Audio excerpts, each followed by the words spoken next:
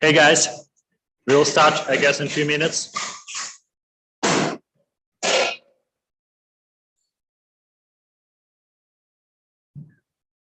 How many people do we have?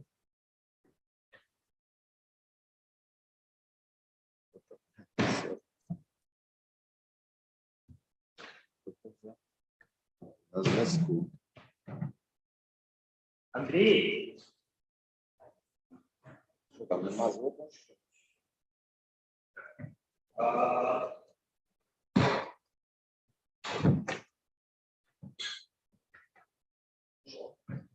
Я вже привітався. Там вже йде трансляція. А, супер.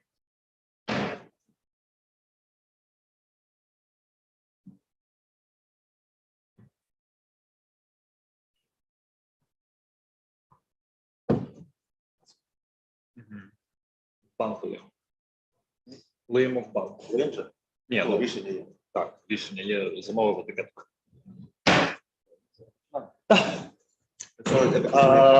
Якщо ви будете сидіти тут і говорити сюди, то у вас буде ідеально чути. Окей. Тобто той, хто говорить, сідає в крісло. Добре. Добре. А зараз, не знаєш, вже підключений YouTube? YouTube трансляція вже. Вже в Zoom Так, все. вже Zoom, і YouTube вже ми. Те, що ми кажемо. Чудово. Okay. Ladies and gentlemen, I see some people just joined in. Can you wave your hand just to show me that you are there and you hear me? Okay, you hear me. Very good. Okay, here we are, a small team of 3 today. I'll start with introducing ourselves. We are here at the brew house of Pravda Brewery in Lviv, West Ukraine. I'm Yuri Zastavny, the co-owner of the brewery. And here is Igor Chertov. Igor Chertov is our head brewer. And here is Dima Antonov. He's our main brewer of this brew for today.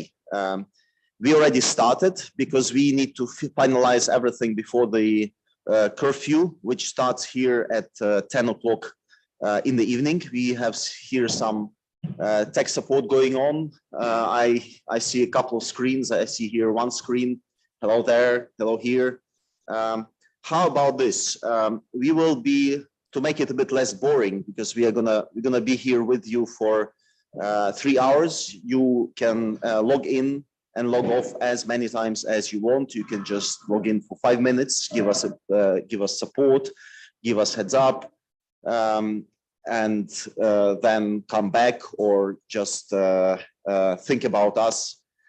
We will probably be finishing sometime before 9 o'clock, 9 p.m. to be able to make it before the curfew, before the streets are empty.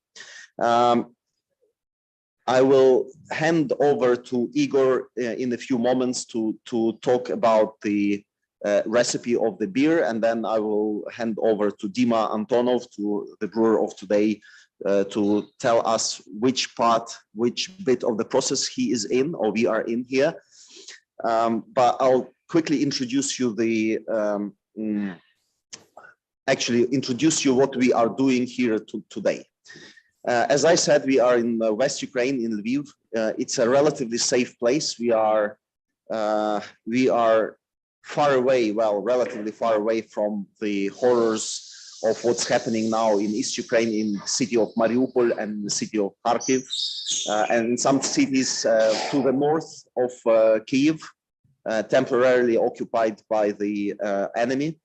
Lviv is the place, is a historic city which used to be part of Austrian-Hungarian Empire, and then it was part of Poland. In 1939, the part of the Russian story, and this is, believe me, this is always a sad story, started when the Russian army came over here in September 1939 as a result of Molotov and Ribbentrop Pact, which were, I think, the foreign ministers of Germany, Nazi Germany, and Communist Soviet Union. And they made a pact of taking over part of, actually handing part of East Poland to Belarus and to Ukraine. So then in 41, we had the Nazis taking over the city. And then in a couple of years, we had the second Russians. We call, you know, the old people here, like my mother, she was born in 1938. She's 84 now. Older people in this area tend to call it the first Russians and the second Russians. Both waves of Russians here in West Ukraine, they were related to horrible massacres. They immediately started to purge people to Siberian labor camps. Some were simply killed in the cellars of prisons. They were especially furious when they came the second time in 43, because they thought that all the local population were collaborators with the German Nazis, and actually it made them even more angry. So the second Russians here in West Ukraine are considered to be more of an evil thing. And this occupation continued until 1991, when the Soviet Union basically disassembled itself. So this is the place where we are. We have a long history of resistance. We have a long history of insurgency. We had the Ukrainian insurgency army, which started fighting the Nazis when the Nazis occupied this place, and then they were also fighting the Soviets when the Soviets occupied this place in the middle of in 40s. This insurgency continued up until the late 50s, when the last soldiers that were hiding virtually underground were captured or killed. Actually, I had a friend. He was a good friend of my father, a guy called Grigory Hirchak. He's one of my personal heroes. This guy spent 25 years in the Russian prison in gulags and Vorkutlag and other labor camps. He passed away peacefully in a Canadian house for elderly people about 3 years ago at the age of almost 90 years, 80, 85, 86, 87. And I remember this guy as a strong guy, unbowed to the prison realities. He came out after 25 years. He got into the prison at the age of 22 for attempting to assassinate one of the cruel Soviet lieutenants here in West Ukraine. He was captured, and then he spent 25 years in prison. So he came out of there at the age of well over 40. He was strong. His body was full of wounds, but he came out with knowing at least 8 languages. The rest of his life, he worked, when he was still in the Soviet Union, he worked as a plumber. He could have no future here, so he took his family to Canada, still at the times of the Soviet Union, where he became a painter and a graphic guy. He sang songs, he made ancient musical instruments with his hands, and he's one of those who keep us now energized, who keep us now furious and enraged about what's happening here now. So we basically feel we continue what the Ukrainian insurgency army did here in West Ukraine only 60, 70 years ago. So Lviv is a relatively safe place. Its normal population is about 800,000 people. Now it's swollen by at least, well, officially by 200,000 people. Unofficially, it's probably double. So it's probably 800,000 population plus 300,000 to 400,000 more. The city is packed with people who escape Kyiv, Mariupol, Kharkiv, Vinnytsia, places north of Kyiv, Zhytomyr, and other places which suffer from massive shelling now these days. We did have our share of bombings, not exactly in Lviv, but only 20 or 30 kilometers from here. I think yesterday or the day before yesterday, we had a couple of, well, I think 9 missiles going through out of 30. Some of them were destroyed by the defense forces. And this landed in the center of peace and cooperation, which is only 30 kilometers away from here and only 20 kilometers from the EU border, killing 35 young people and wounding 135 people. So part of the proceeds that you guys sent us already yesterday went to medical purposes for those who are wounded. So this is where we are in Lviv. And before I go on with telling you more about Lviv and about the context we are here in, I would like to hand over to Igor to tell us about the beer of today.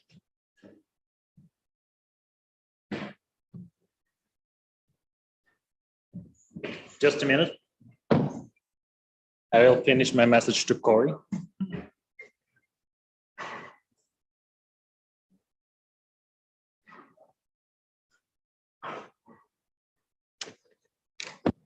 Hi again. Thank you for the chance to speak about beer, not about war, violence, missiles, and all this stuff. What we are brewing today. Today we brew Ukrainian Saison. First, we have some ingredients on stock, so now we don't have a lot of chances what to brew. So we check what do we have and decide what to brew. That's why we check that we have S33 and BE 134 yeast strains. So we decided it will be a nice season because this mix we use for our seasons as usual. So I not guess, but pretty sure that it will be Ukrainian season around 2013 Plato. I expect it will be 5.5% of alcohol. We decided to use Ukrainian malt and Ukrainian hops for this batch because we are Ukrainians and we are in Ukraine. Sounds logical. So we'll be say hi to Nazar. Nazar is taking our beer and in cakes, and we'll have a chance to send them maybe abroad, maybe in another part to Ukraine. Oh, I guess these kegs will definitely go to Zaporizhia.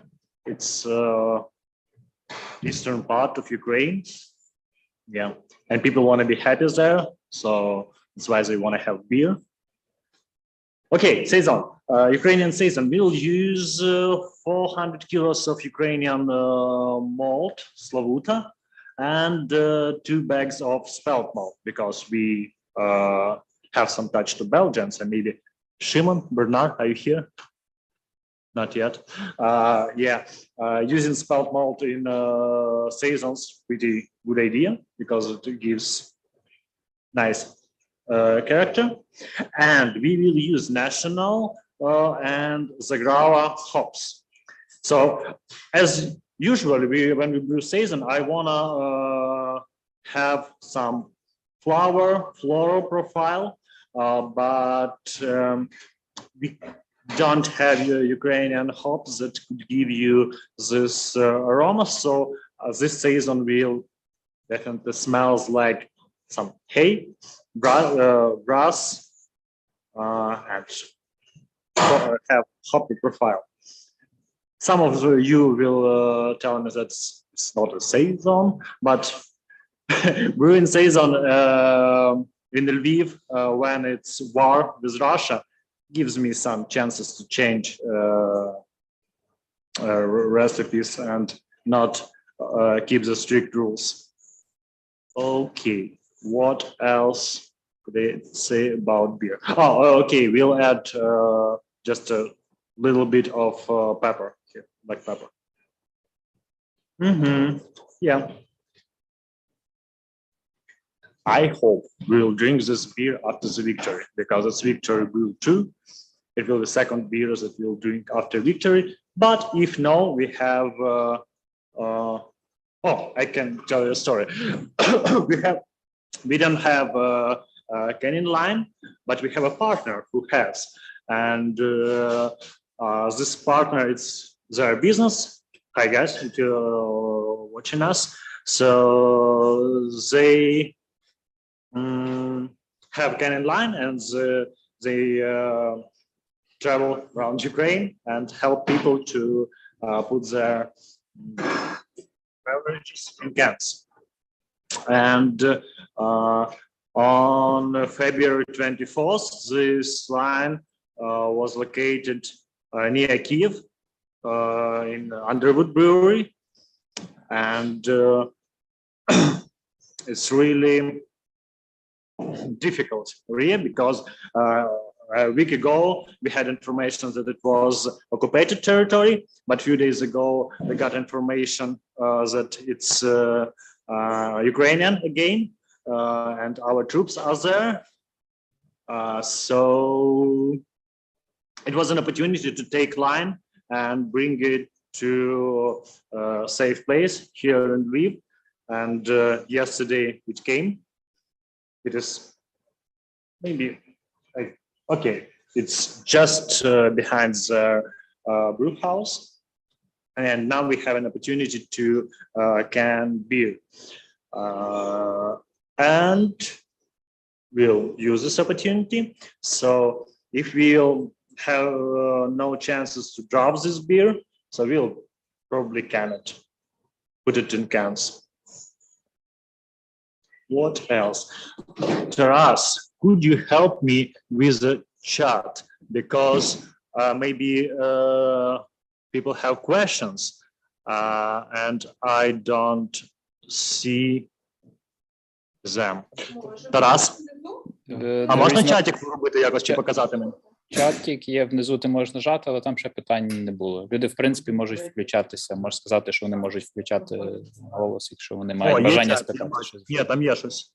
О. Окей. Now I can, дякую, Тарас. Okay, now I can see chat. If you have questions, I will answer them. So, I got not sound. Okay, we started. I guess everyone hear me now. Not good audio because it's not a good situation here in Ukraine. What? 11. Is there anyone who cannot hear me, or you have problems with sound or video? No? Is it okay? So if you have any questions, so it's perfect time to ask, because we are waiting for Yuri with his next story. By the way, that's a proof that I am really head brewer, because when someone tell you that, oh, I'm a brewer, and he don't have a glass of beer or another alcoholic beverage, maybe we'll have some doubts. But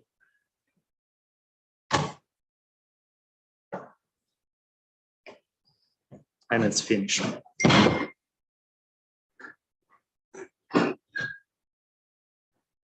Oh, by the way, what is going on now? I guess we had the end of lautering. Yes, we already got, it's 21, 22, 21, 20 liters back left. Left till the end, yeah. Yes, we will end lautering in 15 liters. And temperature is in the boiler is 99.3, and we are ready to boil. By the way, if there are any, which mold do you use for, now it's working, okay, thanks. Which mold do you use for Zanik? The same mold that we use today, because Zanik is a beer made 100% from Ukraine. So it's the same Slavuta malt, 100% made in Ukraine, grown and malt in Ukraine.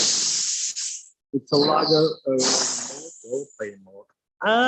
It's kind of pale malt, yeah.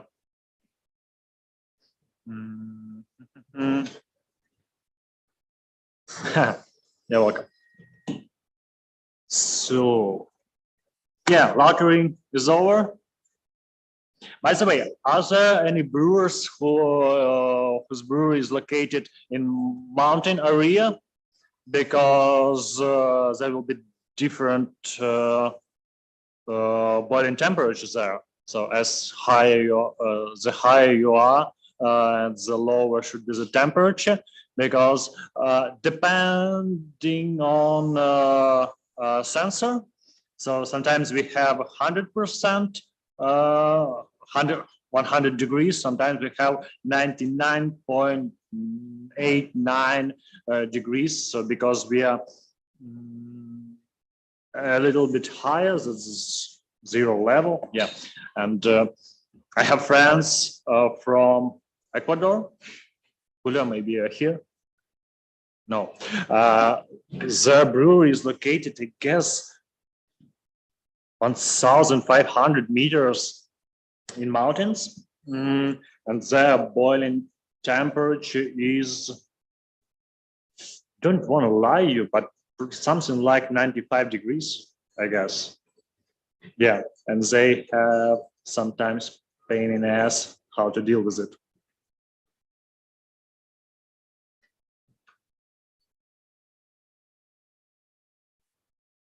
Okay. By the way, about boiling. Usually we boil, our boiling is 90 minutes because I'm really sensitive to DMS, and I can find it in really small amounts in a beer. So yeah, and some, we boiled 60 minutes a few times, I guess 2 or 3 times in our history. And I can hear, I can feel this small amounts of DMS that are in beer. So that's my curse, I guess. Yeah. And I'm sure that we should boil, it's better to boil longer. It's a little bit more expensive, boiling 60 minutes boil. Okay, if you are big, large, professional, industrial brewery, so when you try to cut your costs, so then you can find a way to boil 60 minutes. But here, if your batch is 22 hectare, it's better to boil more than less. Yeah. So 90 minutes for regular beers and 120 minutes for heavy beers like imperial stouts, barley wines, and else.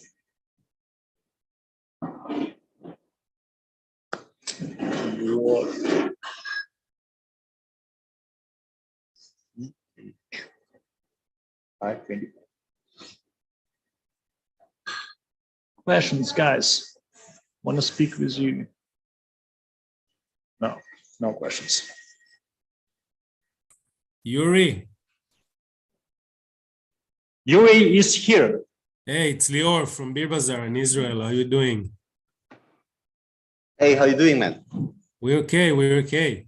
I want to ask, do you guys, is Ukrainian? Is it? Do you have maltsters in Ukrainian or in Ukraine, or do you import all your malt?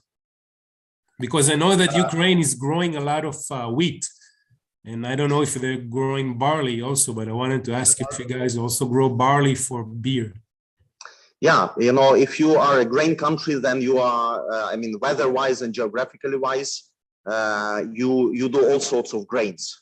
So we have, I don't know how many malt factories we have in Ukraine, but at least 10 sizable ones. And we worked with most of them. We do use German malt, Best Malts and Weiermann for some of our beers, for actually probably for most of our beers.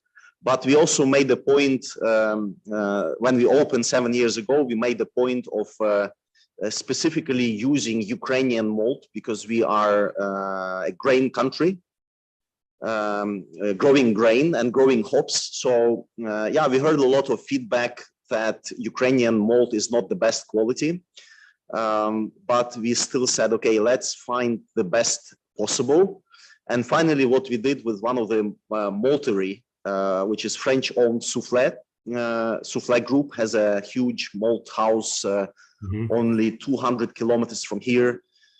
And the manager of that factory decided to help us. And he set up a special program with farmers. He selected 10 plus farmers and they received good quality seeds, and they received the protocol by which they should grow better quality malt barley. And then the malt house organized separate harvesting, separate transportation, separate malting process, and finally separate storage in one of these silos. It was far too much than we could handle, like 300 tons. But we shared this with some other brewers as well. And finally, what we didn't buy from the malt house, they sold elsewhere. So it's a bit of a long answer, but yes, we do use Ukrainian malt and hops for some of our beers as a matter of principle. Cool. Okay. Thank you. Yes. And sometimes our farmers grow barley here in Ukraine. Then, for example, German malt house buys barley, make malt, and then we buy German malt from our barley. Yeah. Yeah. We have a little, well, because of the situation, we might have disruptions in supplies. We still, since the invasion, I don't think we ordered bottles or barley. We have some stock of barley, we have some stock of hops, but we are still not sure whether the suppliers will be able to ship us more malt, more empty bottles, etc. Fortunately, yesterday, we, for our can program, so we use 033 cans, metal cans now, but we don't own the canning line. So there is a company that rents it out. And this company's canning line was stuck in a village. Huh? Igor already told the story. Sorry about this. Okay. So what I will do, I will tell you, Igor, did you tell a little bit about the brewery or? Not really done with it. Brewery, yeah. I told about today's batch. Today's batch, okay. Yeah. So, oh, by the way, guys, do all of you know what this is? We have one, but it is stainless steel. Okay. You have the original one. Yeah, that's, for us, it was a Belgian inspiration. Fourquette, I think that's called, isn't it? Do we have any Belgian brewers here? Okay. I can feel it. We have some Belgian brewers, but I can't tell exactly. Okay. So a little bit about the brewery. We opened with the help of big international team. We had many nationalities on board. We had the Czech team, Ukrainian team, Germans sold us the bottling line. Our bottling line, by the way, is still wine bottling line or juice bottling line, so it's for still drinks. Because all of our bottles are filled flat, and re-fermented within the bottle for 2 to 3 weeks. That's the choice we made 7 years ago when we were opening the brewery. We like it. It can't be explained very well from the commercial point of view because it just ties up your inventory for 2 to 3 weeks longer. But we really love the foam it produces and the extra aroma that the fermentation gives to our beers. However, not to all our beers. We really feel, wow, it's a little bit of a, like professional distortion, but we do feel that some beers do not benefit from re-fermentation, or at least not from the way we do it. And we decided to look around for a bottling line that would fill with gas, carbonated beer. But eventually we decided not to invest 200,000 to 300,000 euro into such line at least. And we decided to rent the canning line, which Igor was telling you guys about.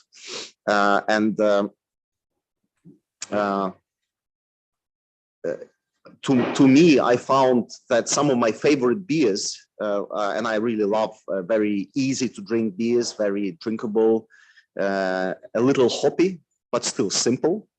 And I find that most of them really re-fermentation kind of sometimes makes the hops not so forthcoming, you know, and the cans don't do that, and the cans provide you with the freshness that you expect from these kind of beers. Yeah.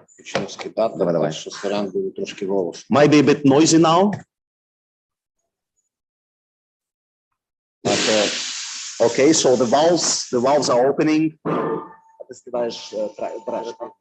Okay, so what we are doing right now, Dima switched on the mechanism for evacuating the spent grain. It goes through the special pump, and it gets pushed through kind of a pipe, and then it goes outside to a silo on the street. And then this silo has an opening at the bottom, and the farmer comes and collects the spent grain regularly. Actually, we need to check when was the last when this was the last time, because now the city is surrounded by roadblocks around, and it might take much longer for farmers to drive into the city and drive out. But we need to check that. I think our silo for spent grain is good for 5 to 6 batches. So because we only brewed, well, actually two batches since the invasion, we should still be good there. Okay, so our brew house boiling capacity is about 22 hectoliters. We have from one batch we have on average 18 hectoliters, or 1,800 liters of ready beer, which is equivalent to between 5 and 5,500 bottles of 033, or just a little bit more than 2,000 bottles of champagne format, like 075. As I said, we do re-ferment all of our bottles. So it's a natural carbonization in the bottle. We don't do that with cans. We are using 30-liter metal kegs for the sales of beer in the country. And if you do exports, we use 30-liter key kegs, which makes it unfortunately more expensive, because first we have to import key kegs here from the Netherlands. And while it costs, I don't know, 13 to 15 euro per key keg in most of Europe with delivery, we end up paying almost 20, which puts some load, like almost 60, 70 euro cents per liter, which is quite bad already. Yeah? Because we're not yet part of the European Union, our exports are a little more lengthy in time. Takes us a bit of an extra effort to find transportation from Ukraine to Europe, even in the peaceful times. But we are still hopeful to get into European Union within some number of years. We will, of course, undergo some of the ups and downs of this process, but we are firmly set on this way.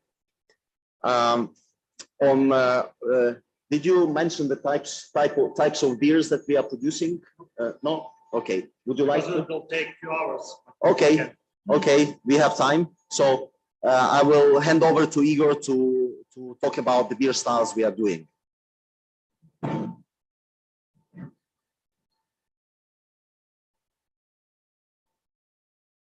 Okay, but first of all, I will answer your questions about finished beer. Depends on the batch, because when we brew something like Lunch, Zenic, we have, I guess, something like from 20 hectare to 1.9 hectare, something like this, and it's the highest volume, and the lowest one is one time we had, I guess, Corey, it was your last batch. I guess it was 14 hectare, so 1,400 liters.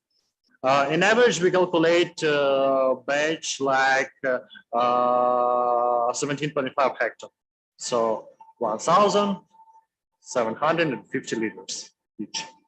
Yeah, in average, something like this.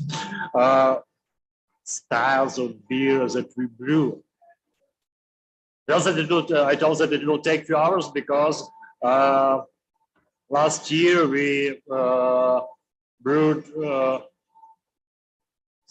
more than 70 different new beers, and in our main line we have 22 or 23, I forgot. So around 100 different beers we brewed previous year. So mainly ales and I guess lagers takes up to 15% of our production. We have two main sorts. It's Vive Blanche and Zenic. I guess together they have around 30% of our production, both kegs and bottles and cans. Yeah. What else? We like IPAs, of course. I cannot really calculate in percentage, but we have in our tap rooms and our restaurant in Rynok Square, we always have IPA on tap. What else? If you know Rebernia, it's a ribs place, ribs restaurant. They have their own style of beers that we brew for them. It's smoked pilsner and rye IPA. So we always should have it on stock. In our main lines that we made for markets, so we have lunch, stout, IPA, pilsner, German one, not Czech.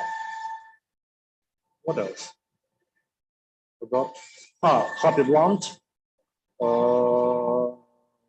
5. Should be 3 more. Then dark ale. And then what else? Lunch. Yeah, okay. And this line takes, I guess, 50% of our production, because Zenic and Blanche are included in this line. Oh, you have a question. I quite like Chervoni. Ochi is one of your most sold beers. Chervoni Ochi is one of them, but not the most, because we have Blanche and Zenic, and it's more drinkable. So yeah, I guess here in Ukraine, we have people have more focus on drinkability. So if it will be, there is communities that like taste with sour stouts and all this modern craft stuff, but we have a lot of sales in HoReCa in normal time.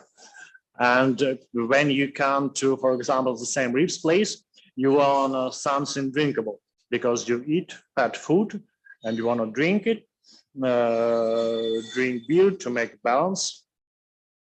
So drinkable beer, drinkable beer are more popular here in Ukraine. But we, the craft brewers, we like this stuff. We like IPAs, we like Червоні очі, which is American red ale. I guess a lot of people buy Червоні очі because of its label, because it's funny, it's cool, and it's nice souvenir from Lviv. You can take and bring to your friends. But not all people who buy Червоні очі know that it's really good beer, very good beer, because it got 2 medals in Brussels Beer Challenge. One of them was gold, I guess 2016. So yeah, our beer community is still growing. I guess it's the first step of its development. Not a lot of people know that there are different styles of beers. We have a big part of our job is education. I guess this year, before war, I had 5 business trips to different places when we speak about we make an event, when we invite people not from a craft culture, but just restaurant visitors, and we bring some special beers, and we make a degustation and explains that beer is not just European lager or not just Corona. There are different styles, different tastes, different beers, and we have this educational work, to make a beer community grow here in Ukraine. What else? Yuri, can you change me, because I have my mama call, because my parents are traveling right now from Dnipro to Lviv, and I'm a little bit worried about them, so sorry, I make a call. Just a little announcement. We will have 2 people set up to talk today. We will have soon Alex Sedol. He's a beer expert, beer sommelier. This guy's done numerous presentations at our Craft Beer and Vinyl Music Festival right on this site where the brewery is. I was walking today through the territory where we are. It's an old glass factory bought out by my partners, and this hosts the office of the restaurant company that they own, a small bakery, the brewery, a nightclub, a coffee place, a conference center. So it's like a hub, gentrified area, which looked like ruins only 5 years ago. And I was walking through this territory, which is nicely illuminated by spring sun. And I was thinking, how is this possible? Now it's surrounded by the special anti-tank things. They call it, I think, the Czech hedgehogs or something. Huge pieces of metal welded together to protect tanks coming in.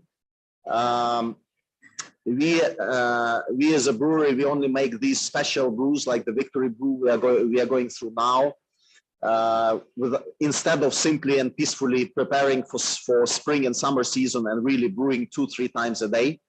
Now we are every 5-6 days, we get an order from the civil defense forces to make some Molotov cocktails for them. And that's what we do. We also make road spikes, the sharp things on a chain that you can roll across the road, and it prevents rubber tires, vehicles going through. That's something that makes me not just sad, but it makes me really furious, makes me absolutely angry. And I think that's the feeling that all Ukrainians are now have in their hearts. This attack is not justified. It's not fair. It's mean. It's targeted against civilians. 80 children have been killed. 70 or 80 schools have been demolished. And that's really just for the just for the sake of the neighboring empire that cannot stand a democratic and developed neighbor next to itself. But I'm sure we will win this, because the Russian army is fighting every peasant, every baker, every policeman, every engineer, every IT guy. And Ukraine has never been so united as it is now. This is the nation being born anew. And there is no doubt that we are going to win this. I'd like everyone to understand that we are not fighting just for Ukraine. We are fighting for democracies of the world. We are fighting so that other countries that are unfortunate enough to have Russia as its neighbor will not have that risk in their generations ahead. Countries like Latvia, Lithuania, Estonia, Poland, Czech Republic, Hungary, Taiwan, Finland. The question we should all be asking ourselves, if they take over, who is next? Because the empire like this, we know the history of Russia. It's very much related to the history of Ukraine, but also the history of Russia, the way we know it now, will end. And there will be a different Russia. It's not our job of Ukrainians to sort out the mess the Russians have created for themselves in Russia. We are not going to be too understanding to all those so-called good Russians that are now coming out of every hole and saying, we sympathize with you, we are good guys, we hate the regime. But they made this possible. They made the regime possible. They didn't go out to the streets like they do in the countries where people feel freedom in their heads. They stuck their tongues in their asses and they sat at home. Even now, the miserable street protests, thousands of protests in Russia, in Ukraine, in Kyiv, at the street revolution time in Maidan in 2014. We had over 1 million people out in the street in the center of Kyiv protesting the corrupt president who finally had to escape. Guess where all the rubbish ends up, into Russia. So this is the country that suffers. This is the country in sorrow, but this is also the country that's being born as a strong fighting nation that's going to fight back its history, it's going to fight back its territories, its mentality, and it's going to be as united as ever. We are now facing an unprecedented speed of decisions of the parliament. The package of tax breaks, which is unseen in its scope, is now being quickly considered by the parliament. The parliament is united. It votes like 90% the way it should vote, all the things that are necessary now. While on one hand there are really fires of war really as we speak,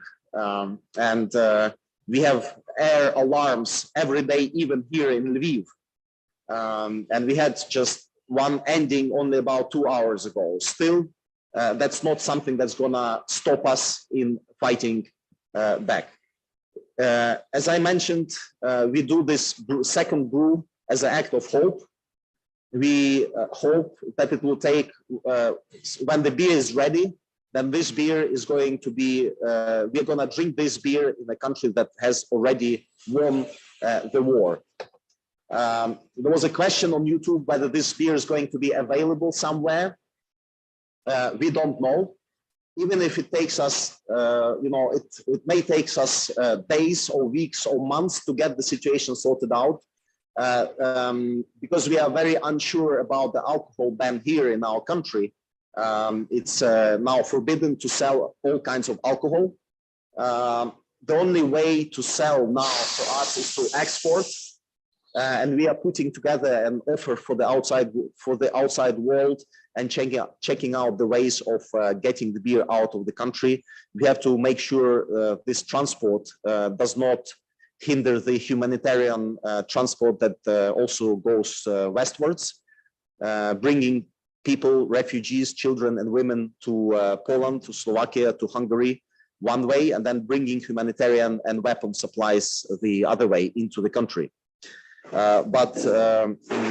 This is a batch that's going to go into bottles, because if you do it into kegs, we don't really know when we can sell it.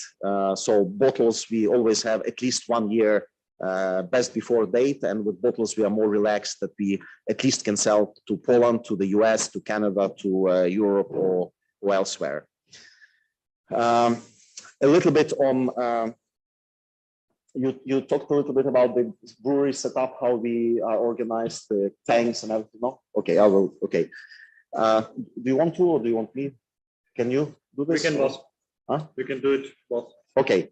So as a matter of principle, we don't filter our beer. We don't we don't filter and we don't pasteurize our beer. We went as far as we purchased a separator, a centrifuge from an Italian manufacturer, but the Italian manufacturer cannot, for obvious reasons, the engineers cannot come and visit and set this up. So we are looking at this like online ways to try to set our separator.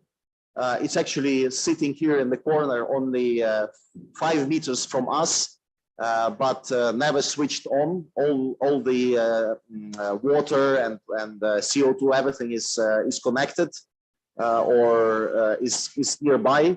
And we actually hoped already for a month that this could be installed, but now it's not time for this. We waited for. We never had that one before in 7 years, so we can as well wait for 1 or 2 months before we win the war and can go back to peaceful brewing. I guess this Italian guys knew something, because they were not really happy about the idea to come to Lviv from the beginning of February, I guess. So yeah, they had some insider information. Yeah. So a little bit about the technical setup of our brewery. Our brew house is capable of boiling roughly 2,000 liters of wort, and all of our fermenting tanks. We do primary fermentation and lagering we do in cylindroconical tanks, in CCTs.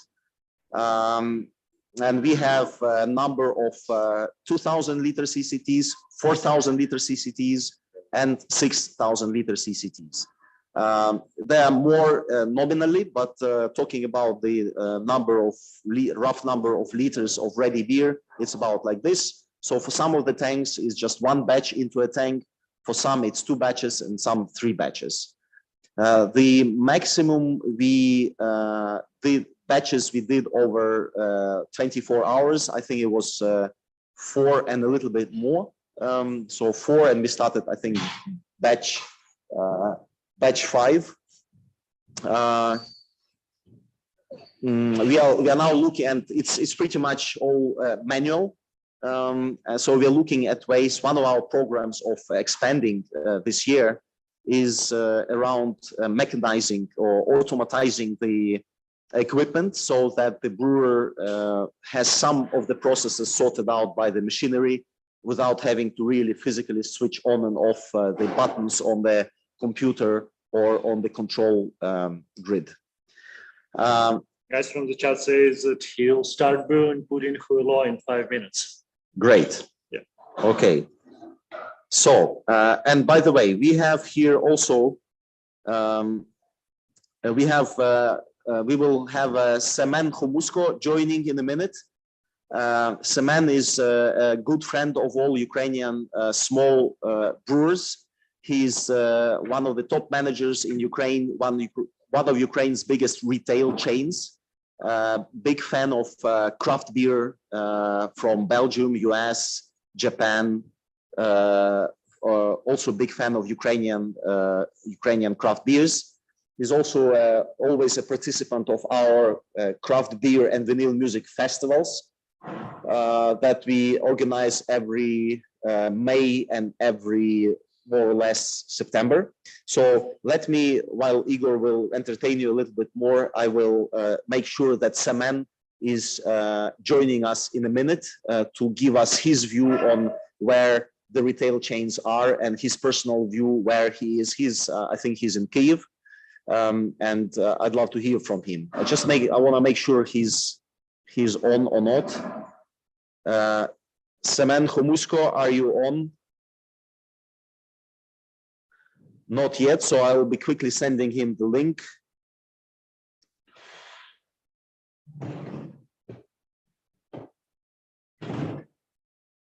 And some of you are, oh, Dion is already mashed from sun to dawn, Ukrainian Imperial Stout.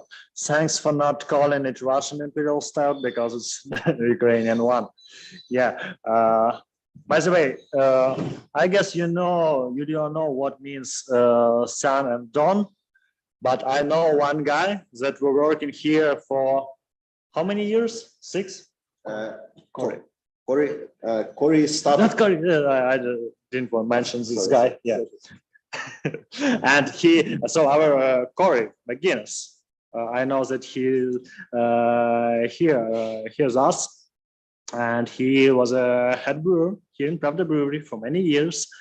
And a few days ago, he asked me a question: what does from sun to dawn means? Sorry, Corey, for this. And sun and dawn there are 2 rivers. One of them, sun, is in eastern part, western part, and dawn is in a eastern part of Ukraine. Yeah, and from sun to dawn means that our country lays between 2 rivers, and there is a part of our national hymn. I forgot how to say it. Anthem, yeah, anthem. So one more thing while it's Ukrainian, not Russian. Okay, we are already boiling for 40 minutes, so we have another 50 minutes left in boil. Yeah, and what do you have here?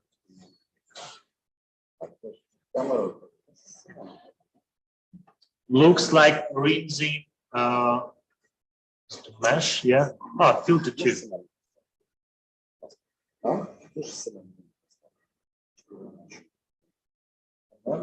Is it larger and we can hear? We can. Half-Hitch Brewery. Chris Heller is brewing. Chris, what are you doing? Could you tell us, please?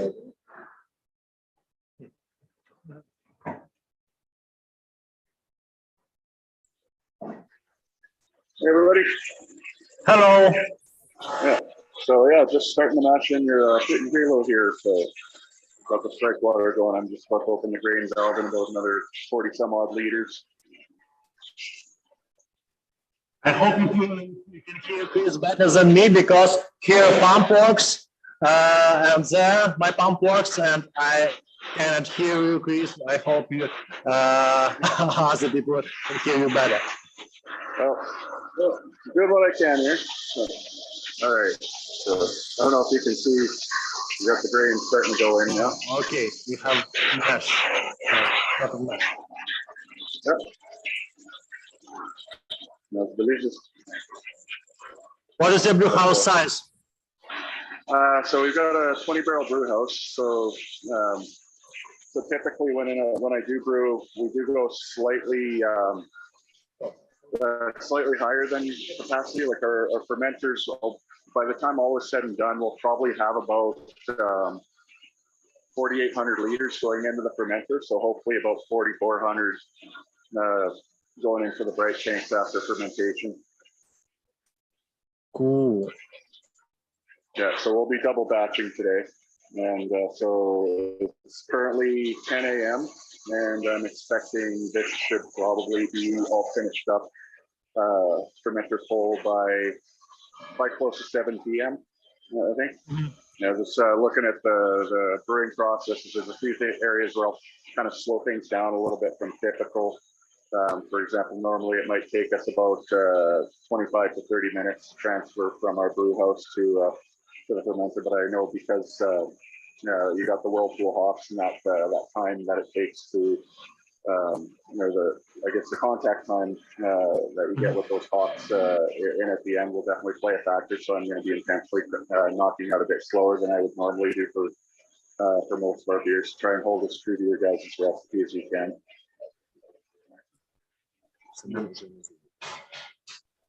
Thank you. Yeah, as it sits right now, I think we're doing 627 kilos per batch of grain. And I've already we've been able to. So one of the reasons that I picked this beer, I didn't even look at the artwork. I absolutely love the artwork for this particular beer, but didn't actually realize what the artwork was when I picked it. I picked it because we already had like most of the ingredients for brewing it, and you guys are using the USO5 yeast as well. So it was easiest for us to get sorted out, and we didn't actually have to pull in too much for additional ingredients. But the nice thing is when we pitched the idea to a lot of our suppliers, be it Cisco or Brewer Supply Group, everybody was on board with helping out and donating ingredients, whatever they can. And most of them were telling us, okay, how can we help? Cisco, one of our big food suppliers, gave us basically 9 20-kilo bags of granulated white sugar for as a donation. Brewer Supply Group contributed the Wireman Karamunic Type 2, as well as some of the coriander. We're also, I think Vern was telling me, Big Rock's going to be contributing the cans for this project. We're expecting, once all said and done, we should be able to have about somewhere north of 2,000 4-packs, probably about 2,300 4-packs of Tall Boy cans that'll be made available. We had the project featured on Global News in the Calgary area here in Canada. And so we've been getting phone calls and people wondering where they can buy the product already, as we've already stated 100% of the proceeds of all sales are going to be donated to the humanitarian efforts happening out there right now. Cool. Thank you, Chris, and thank you, Water Pump, for making so big noise that I can hear just half of what you say. Okay. Here we have Saman. He's ready. Okay, guys, to make it a little less boring and just give you some faces, fresh faces, we have here Semen Khumusko from one of Ukraine's biggest retail chains joining us today. I asked him to tell us a bit more of your cement's personal perspective on the situation, and also maybe you can share your views on what kind of effect we will have on well, in the nearest weeks on the national retail chains. Hi guys. I hope you hear me quite well. What a great we can hear you in Lviv. Yes. Hello. What a great company in such a specific moment. Thank you, Yuri, for inviting me. It's a big pleasure for me to be here with you. Hi, Dmitry. Hi. To be honest, when you spend your time day by day, as Sylvester Stallone said in some movie, like some part of Rambo, yeah, what I'm going to do, I just am going to live day by day. So this is what actually all Ukrainian people do during the last 3 weeks. But we don't just live, we fight day by day. So and all of us are using the field, their personal field to fight. So to be honest, I didn't spend any second thinking about future of the market. Absolutely. So because this is not a question what really disturbed me for the moment.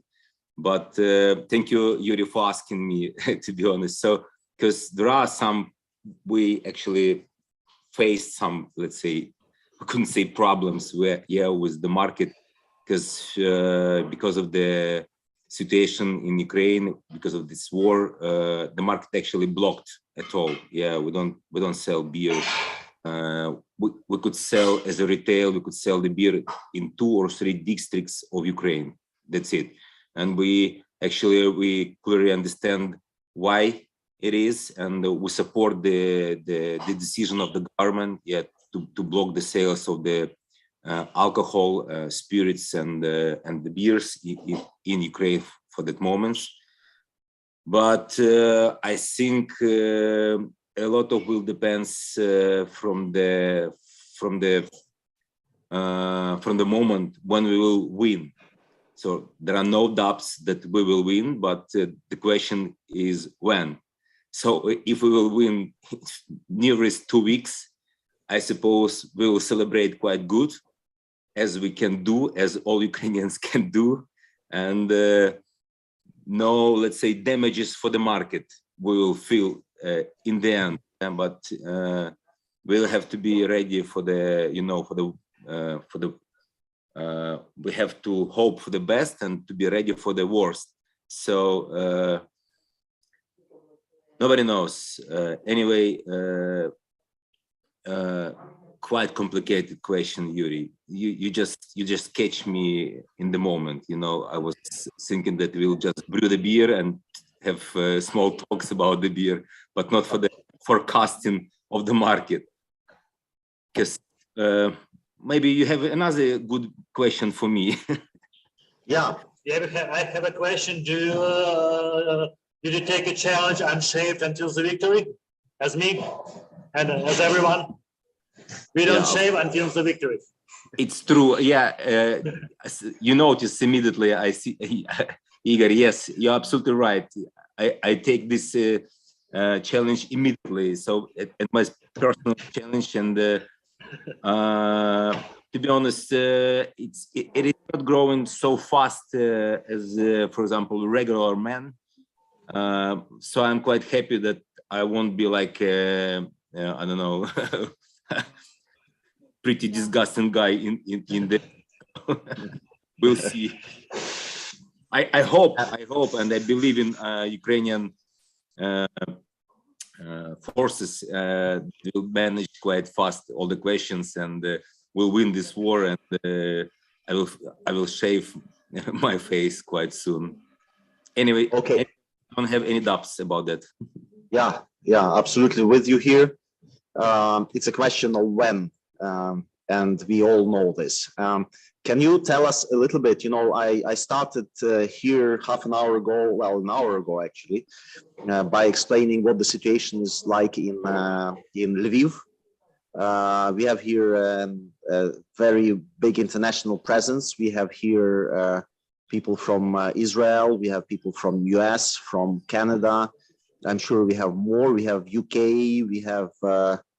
I will have a break in a couple of moments to see what kind of geography we have here.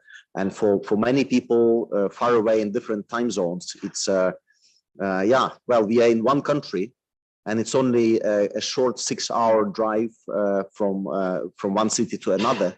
But the main road between here and Kyiv is blocked now and partly dangerous. So people have to go in detour. But Lviv didn't have its share of city attacks yet. It did have the attack to the Yavoriv peacekeeping center, but Kyiv has some parts of Kyiv they suffer more. Can you tell us a bit more about the situation in Kyiv on a street level?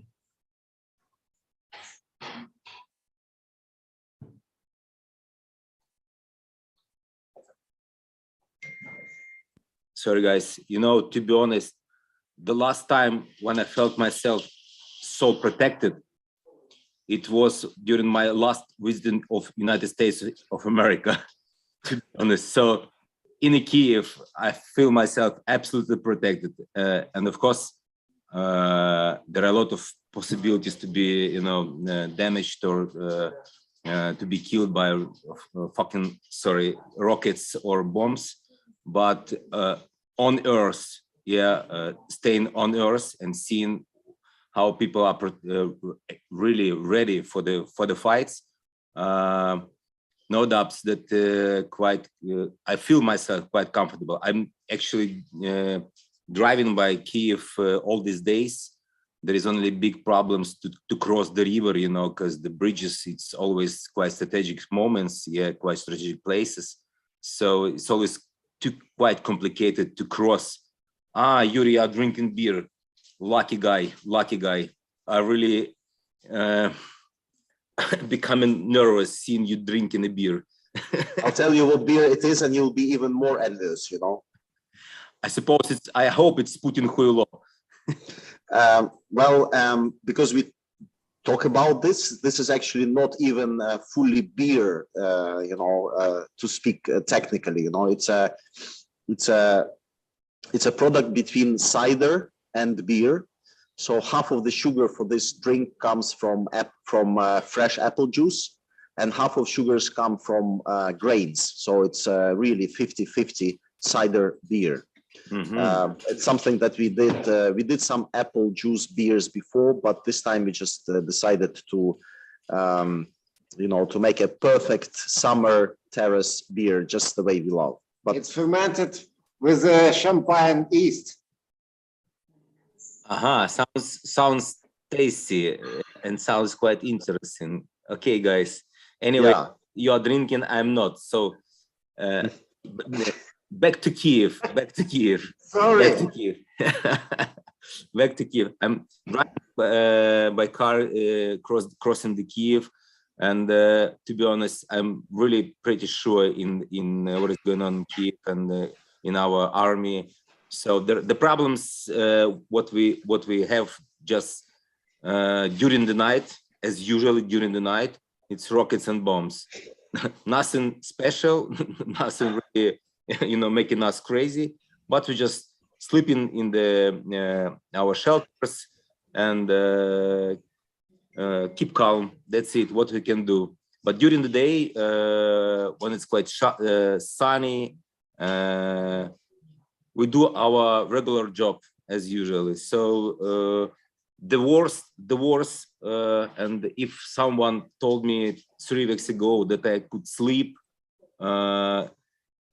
Hearing the bombs around my city, I could say that it's quite crazy. But now I used for that kind of sounds, and what is the that for me it's okay, and I'm quite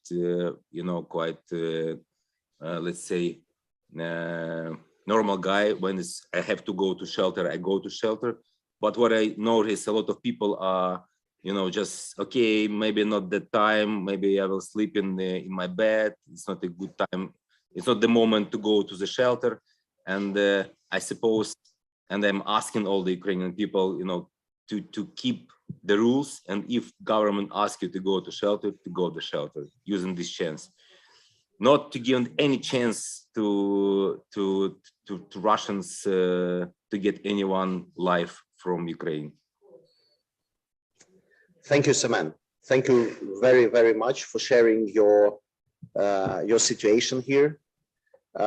Just reminding everyone, we are making the Ukrainian saison today, and it's Yes, so yeah, it's boiling now, so we have a few hours to go. For everyone to know, for new people who joined, we have to finish.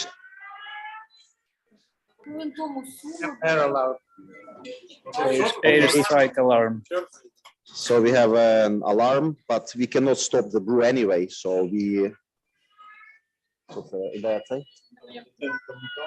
Okay. Один звук дає, так? Суки, йобані, блядь. I'll try not to stop our live stream. No, we continue. We cannot leave the batch.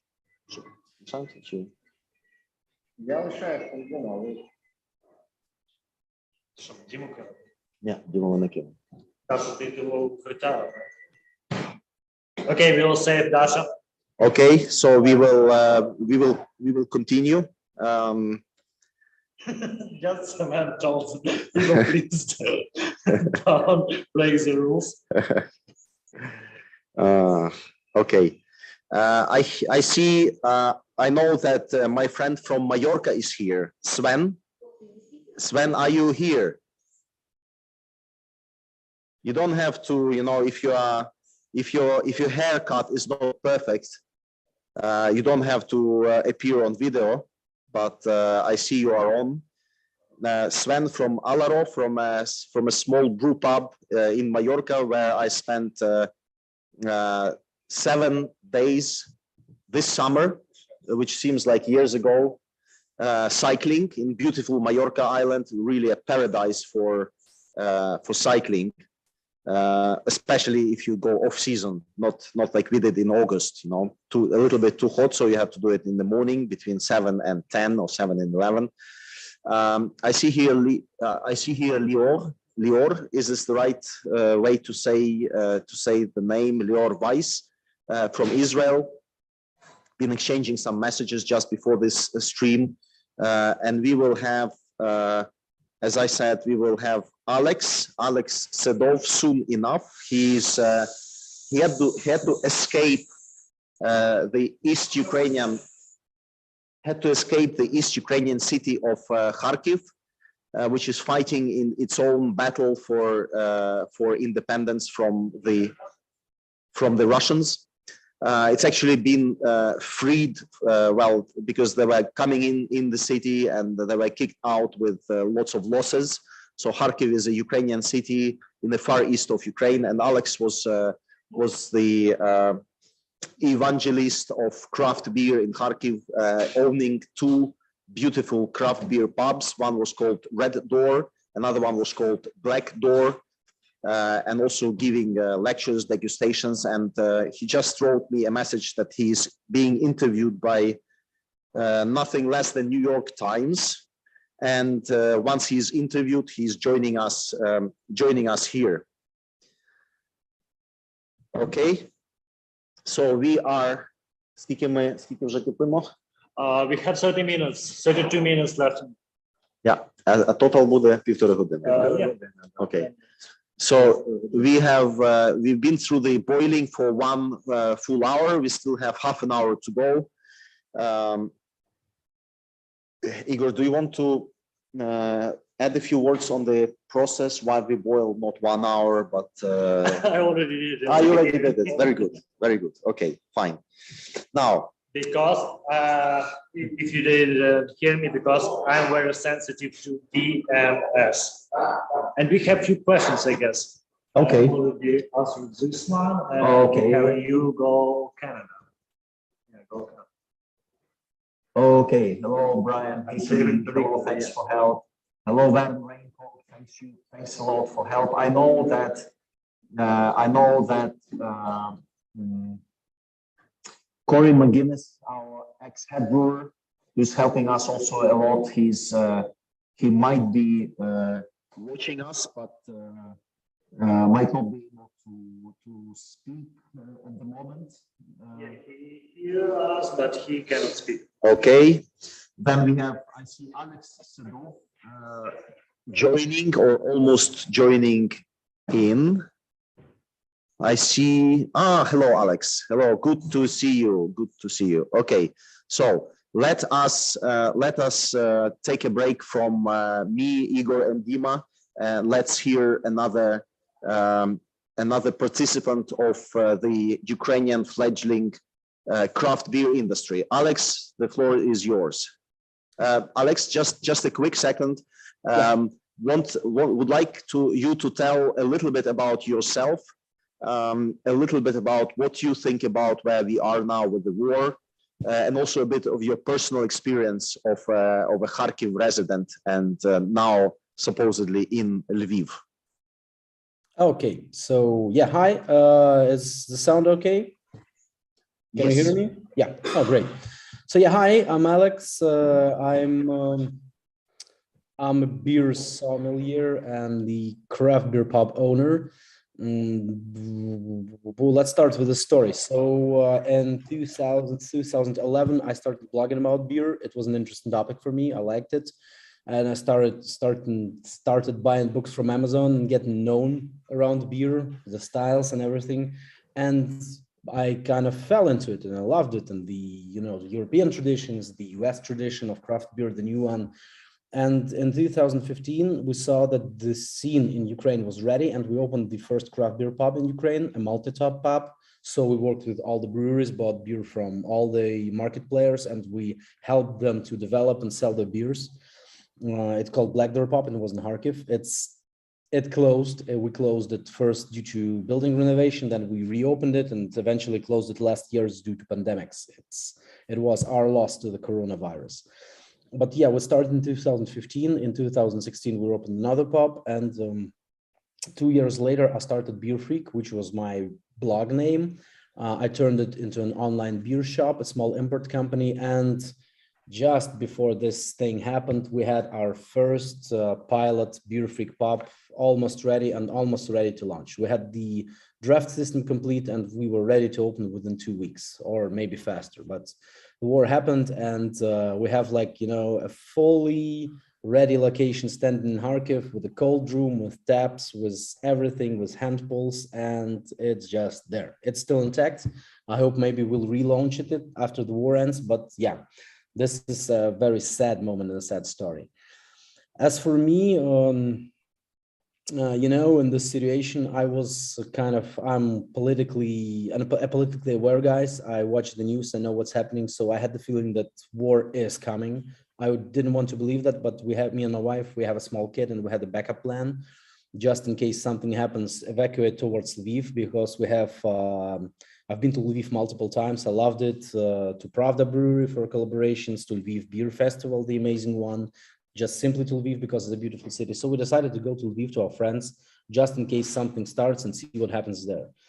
When the bombs fell, we just jumped into the car. We rode for 2 days. It was pretty gruesome. It wasn't easy, but then we arrived here. Now my family is safe in Poland, and I stayed here. We help people to evacuate, help the humanitarian aid. We just help people. We're a small volunteer group. So yeah, the question is who I am. What losses did I took from the war effort, the war thing, the war starting? Yeah. So one of our pubs, Red Door Pub in Kharkiv, it's still intact. It was not damaged by the bombs, and I hope it will stay there. But anyways, Kharkiv is being heavily bombed, heavily shelled by the artillery and planes. And honestly, the big problem is not about will our pop stand. The big problem is about how fast we can rebuild the city and how fast the people will return. So most amount of horrible pictures that you see is from Kharkiv and Mariupol. So we get in the most artillery and the most shells and the most air bombs, and it's pretty bad. It's, you know, we have our downtown bombed, a lot of residential areas bombed, and yeah, it's you know, it's not even just a bad thing for beer and the beer industry and the pub industry. It's a bad thing for the city because we're getting demolished. They couldn't capture the city, so they just started bombing it. So yeah, it's very heartbreaking to see my home city being destroyed by the Russians, but there's hardly anything we can do now. We just have to hold and hope that we can hit them back to the border and then reclaim our city and start to rebuild it. So yeah. Did you mention you mentioned on the Facebook that one of your favorite pubs has been destroyed? Yeah. Is that so?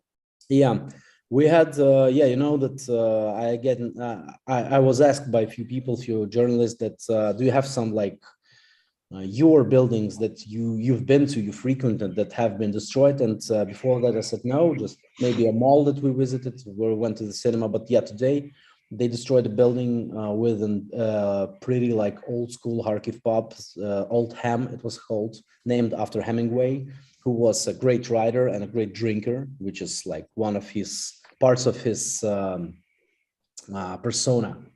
So yeah, it was a pre-craft beer era pub, but they had amazing Irish beers on tap, not Guinness, but O'Hara, some more like, for me, a tastier thing. They had some imports on taps, and it was, you know, a pretty tightly packed, student-ish, but very loud and very cool pub. We had a lot of fun times there. We had a New Year's Eve there, and I spent like a few years of my life frequenting that pub and seeing that.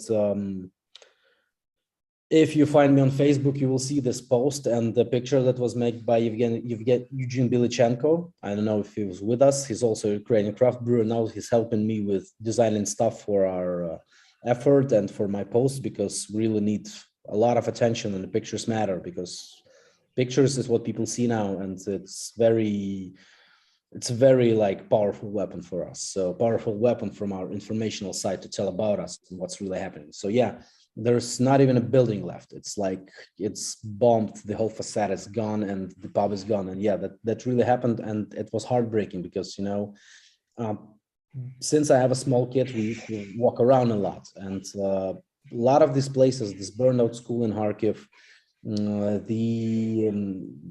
some kind of areas that are not in the center, but we used to walk there because we were taking long walks. We were a kid, and we've been there, and we've been near the school too a lot last summer.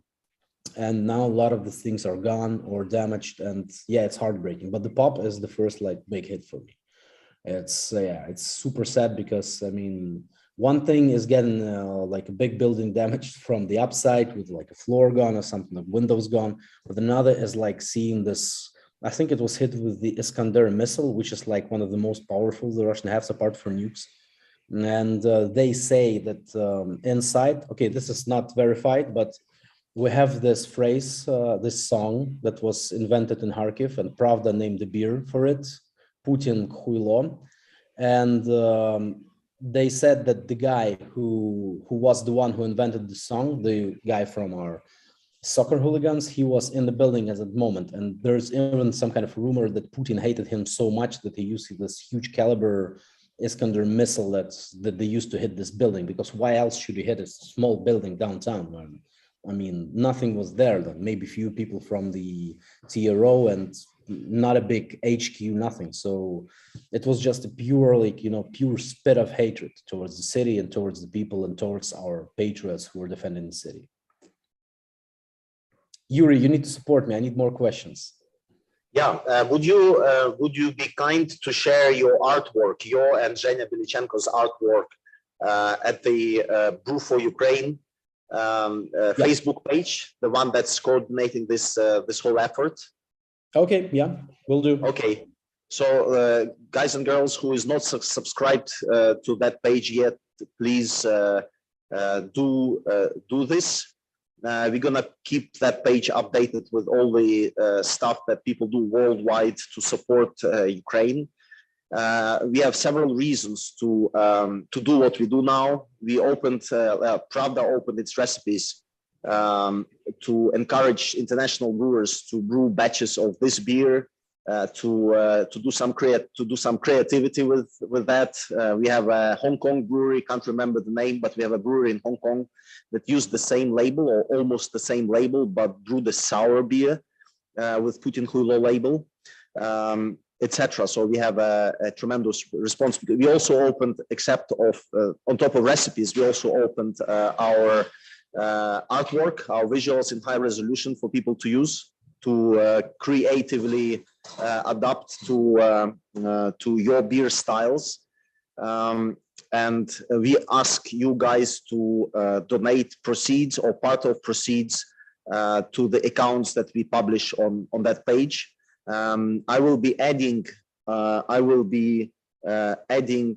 another set of accounts there. Some people, or what we see from donations in Europe, some people would like to have a receipt of acceptance by an official charity fund. We have such fund. We have all the documentation. It's been an official fund for quite some time, quite some years here. We used it to collect money for like ultrasonic devices for children clinic, etc. Now it's all directed towards basically two purposes.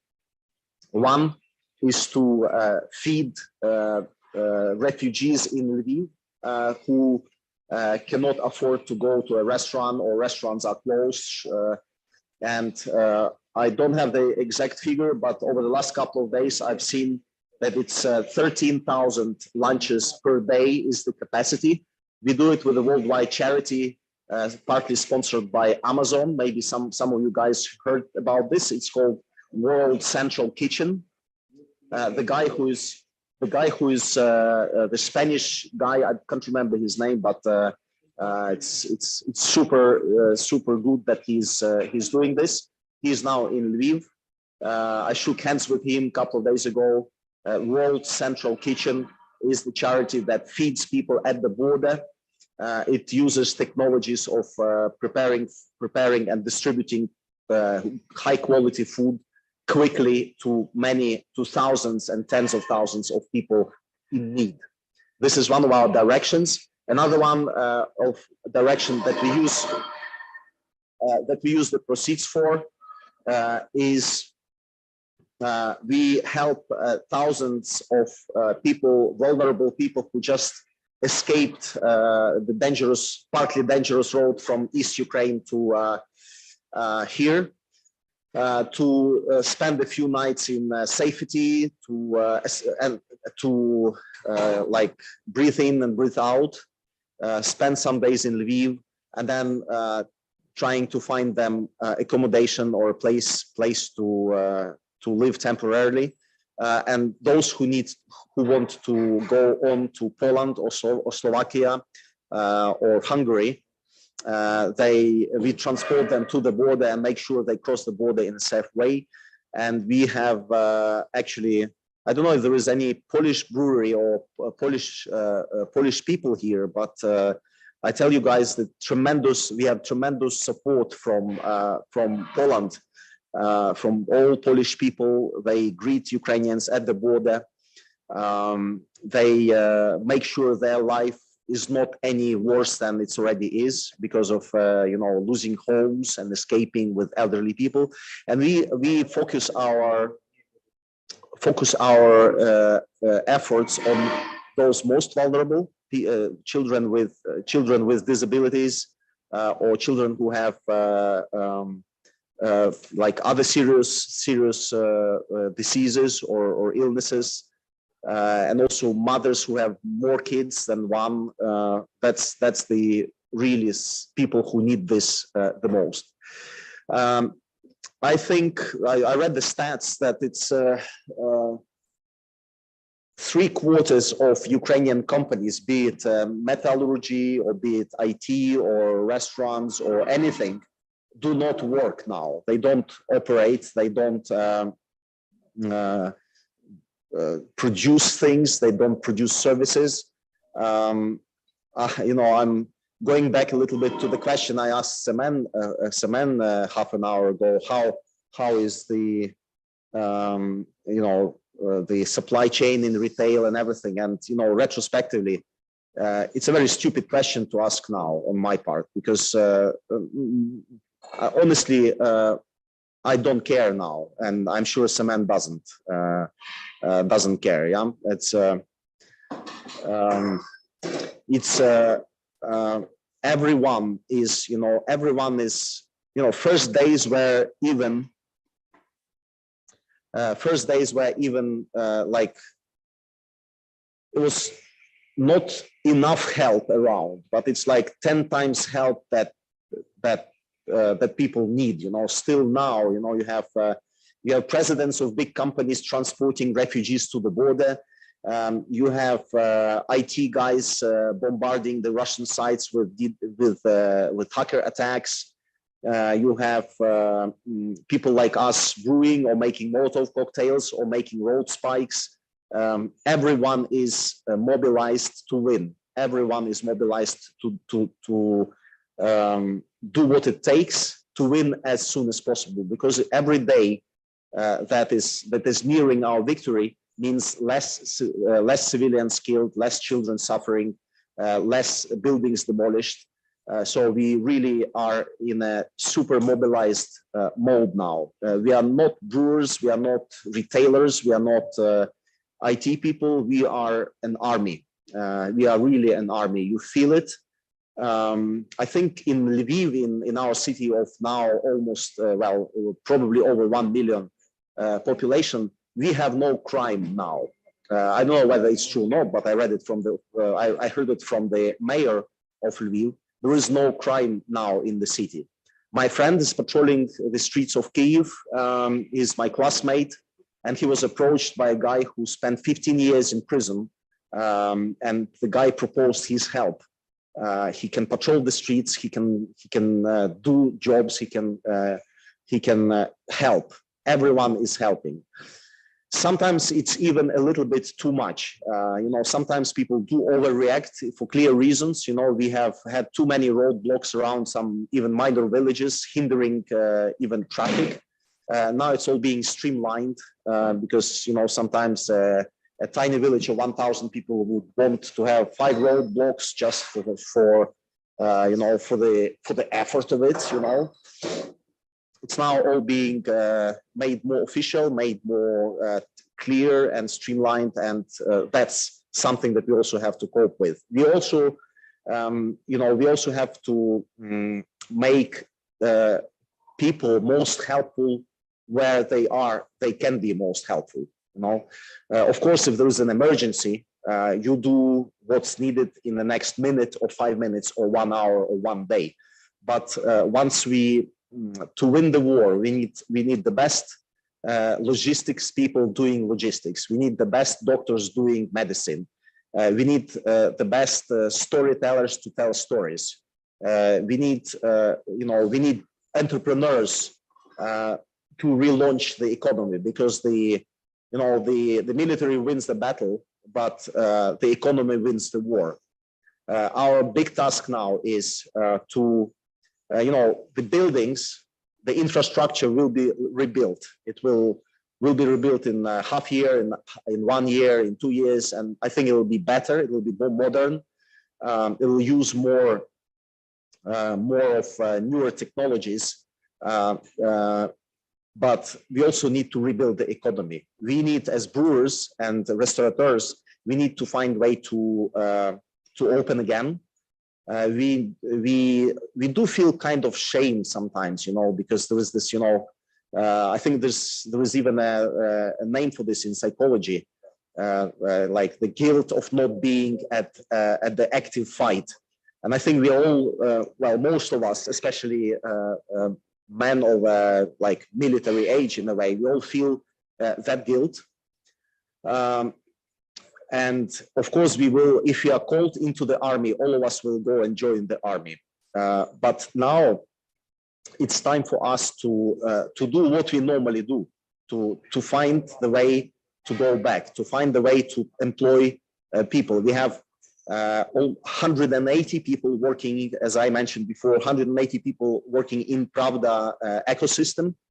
And I need to make sure these people get paid because they have families. You know, they have to they all go through the military training now. They learn how to handle a rifle, provide first medical aid, stop the car at the roadblock in a safe way and search it in a safe way.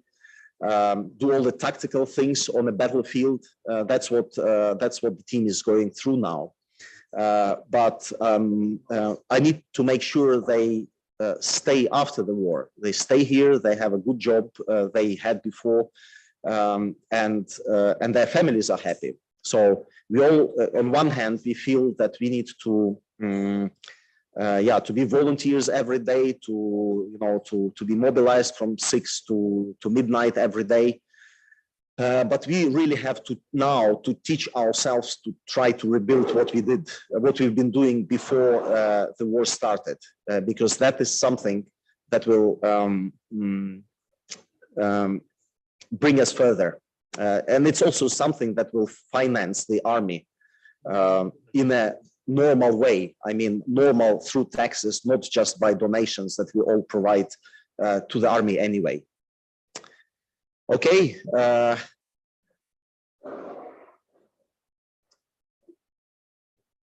Lior, are you here? Okay. I'm here. Okay. Thank you for joining. We just exchanged a couple of messages with you basically 1 hour before this. Actually, we just a quick thing before I hand over to you.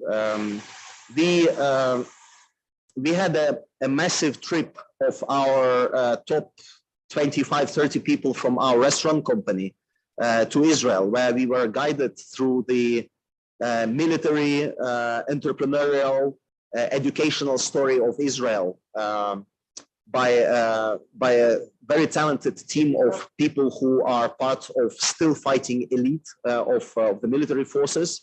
And they actually gave us a couple of hints about how to, as people who have that experience, they gave us a bit of hints how to handle this situation. They immediately arrived like good friends. And I'm happy to have you here on board. And your colleagues from television will have an interview tomorrow with them. But I'd like you to say a few words about your perspective from Israel. Sure. Thanks a lot for sharing us this opportunity. First of all, I just want to tell you that it's really warming my heart and everybody to see that you guys are still brewing and you don't stop your activity. So I'm Lior. I'm the owner and founder of Beer Bazaar Brewery. We're a small craft brewery in Israel. And I have to say that I can a little bit relate to your situation. My brewery is in the southern part of Israel, in a small city called Kiryat Gat, which is about 40 kilometers from the Gaza Strip. And each time that there's fighting between the Israeli army and Palestinians, which happens almost on average every year, so we get missiles falling very close to our brewery. It's not in comparison to what you guys are suffering now. Yeah, it's not in the same scale, but I have to say that I can really understand what it means to be under fire. And each time that it happens to us, we have to shut down the brewery and we don't work. And last year we had a missile falling like 300 meters from our brewery. And I can really relate and just give my support from a distance to you guys. I'm actually now at my house because I have COVID, so I cannot be at the brewery. But one of my brewers, Yanir, you can see him in another box here in the Zoom. He's now brewing Red Eyes. We are gonna, when we were contacted, Vern, the guy from Brew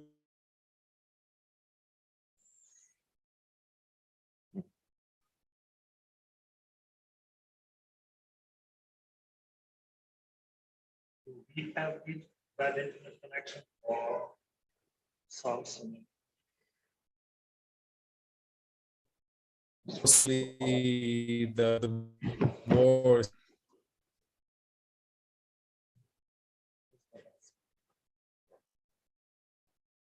initiative.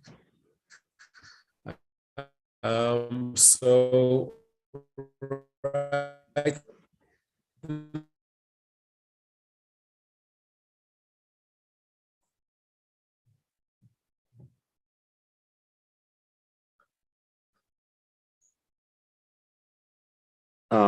Leor, we probably can't hear you. Maybe there is some connection issue. Oh, you are back. I'm back. Okay. Yes. So we bring a double batch of red eyes.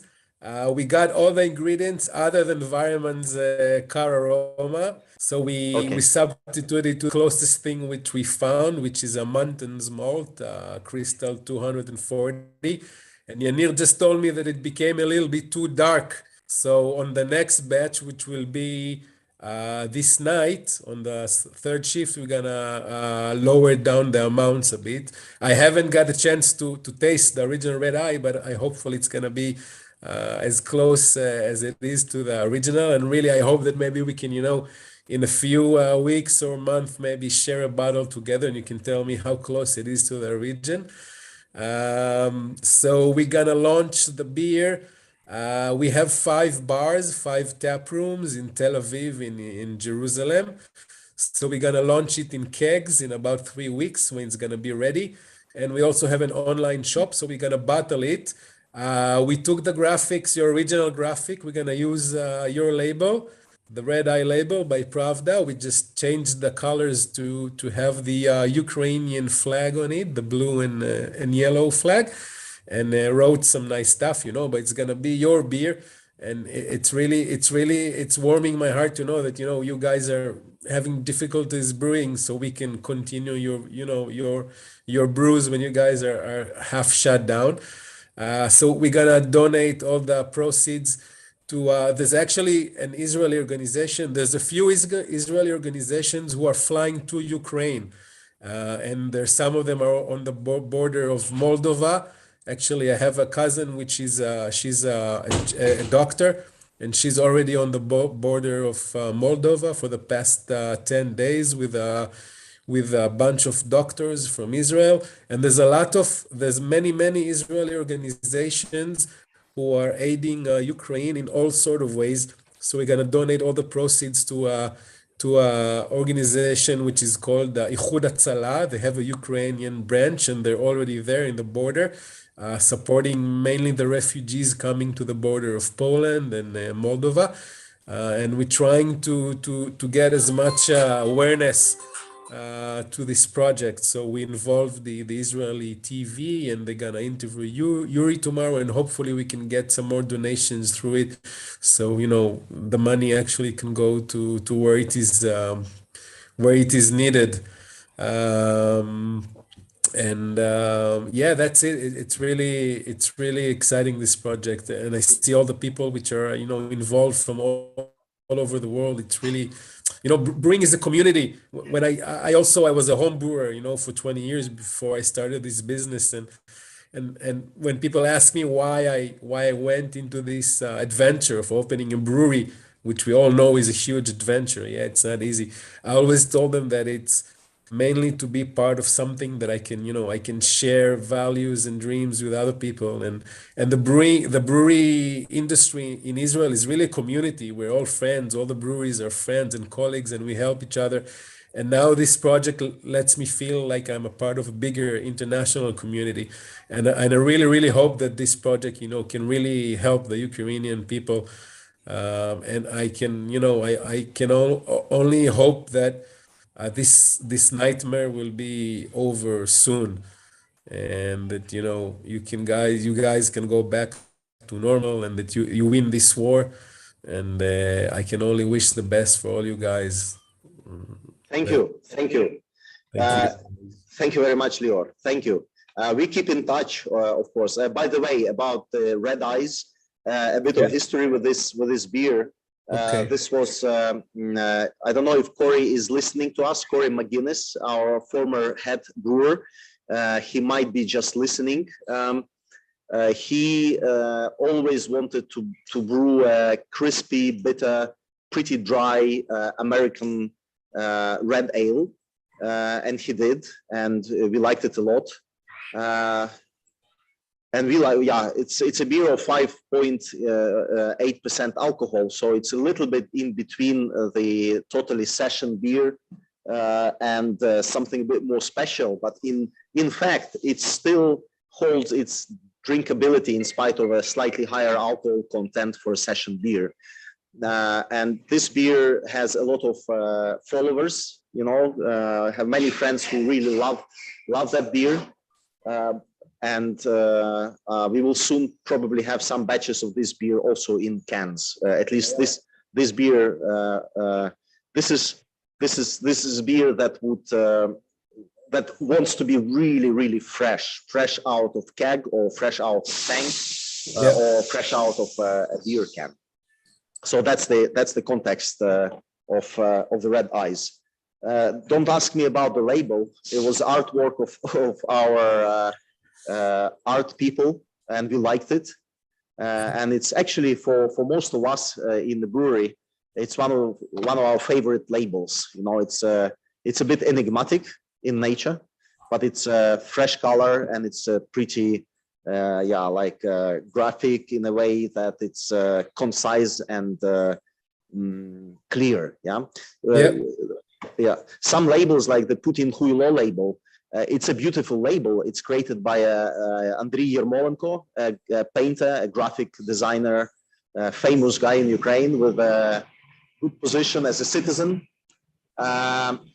And that label is very, how you say? It's very actual now. You know, it's very. You know, it seems like this label is made here today or yesterday or at the start of the war.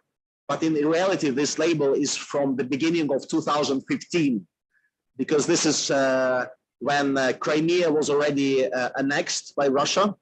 And this is when they started meddling into the East Ukraine and Donbass area. And this inspired Andriy Yermolenko to create this label.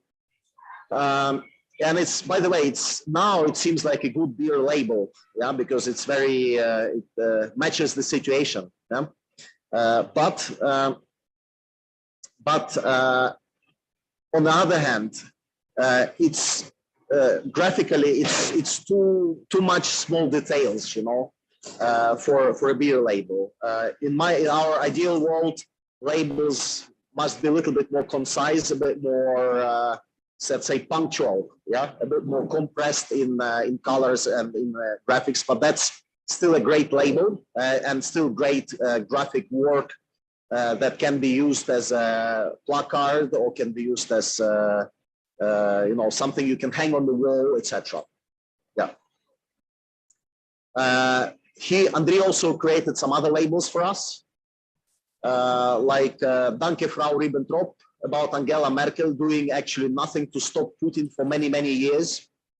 Obama Hope, we have that label for our export stout beer.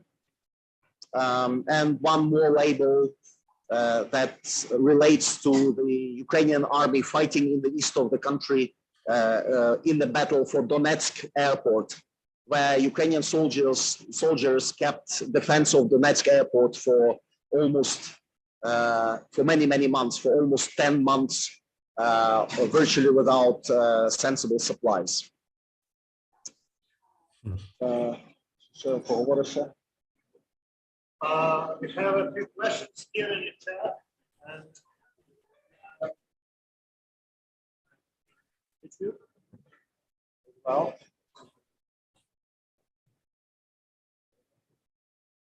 okay, let's check questions.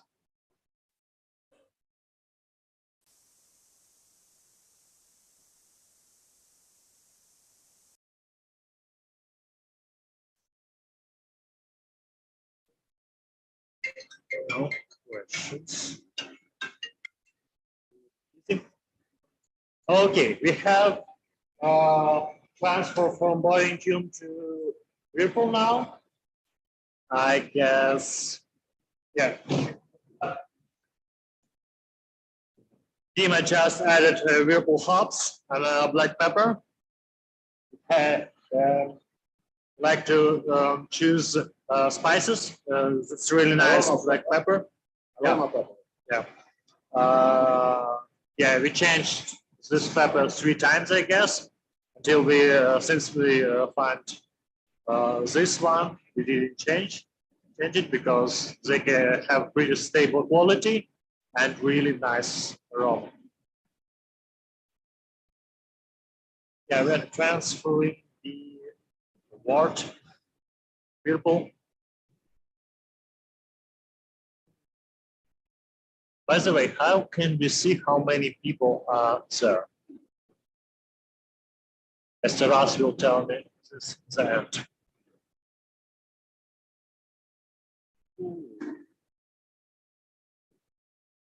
We have whirlpool for 20 minutes. Wasn't enough for the cementation of polythene or protein complexes. Hey, can I jump in with a question? Sorry, its pump is working, so I need question, please. Oh, yeah, just wondering if I can jump in with a question. Yeah, sure. Yeah. So, yeah, really inspiring, incredibly inspiring, guys. Here, such great work and under such incredible conditions. I cannot even possibly imagine. My question is the Putin Hoilo, the Molotov cocktails that you were producing. Are you still doing that alongside beer? Is that on the back shift? Do you produce the Molotov cocktails, or was that a short-term thing for the brewery? Okay, difficult position as well was mine to hear you. Okay, we did, I guess, the last Molotov cocktail we did 4 days ago because we have enough in stock. Our territory, local defensive forces are fully completed with Molotov cocktails. We already sent it to Zaporizhzhia, Mykolaiv, Kiev as well, where they need it. They have them as well. So we started production, but we are guys who love to make productions. In this case, we did local manufacture, and we can do 1,000 more cocktails, I guess, in few hours. So we had we launched some capacities for doing it really fast and many cocktails. So I hope we don't need it, but in case of need, we will do it really fast. So now we are focused on producing beer. Yeah, cocktails are stopped for this moment. Що я попробую приєднатися до мітингу.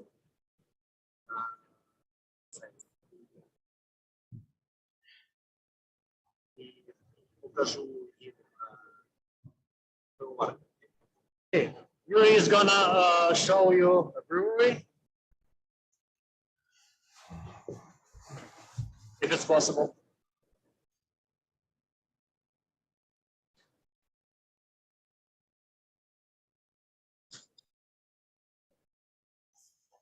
Oh, by the way, guys asking to explain the story of Obama whole beer.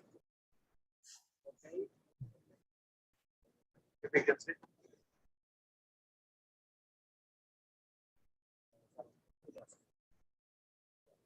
Yeah, that's fine. Yuri will explain you the story about Obama, the label, in a minute. Thank you, Corey. I love you too. Okay, do you guys see and hear me now? Okay, super. Okay, I'm going downstairs from the brew house. It's a bit noisy here, so a bit off. Now it's not noisy anymore. The beer is getting pumped from the boiling tank to the whirlpool. And I'm gonna give you a quick 2-minute stroll through the brewery. So here, okay, I will do it like this. Okay, I will turn around. Bloody. I'm trying to change the direction. Okay, anyway. Okay, you will have to bear with my face a little bit because. Here. Okay, so here's our brewery. This is the way it looks. These smaller tanks are.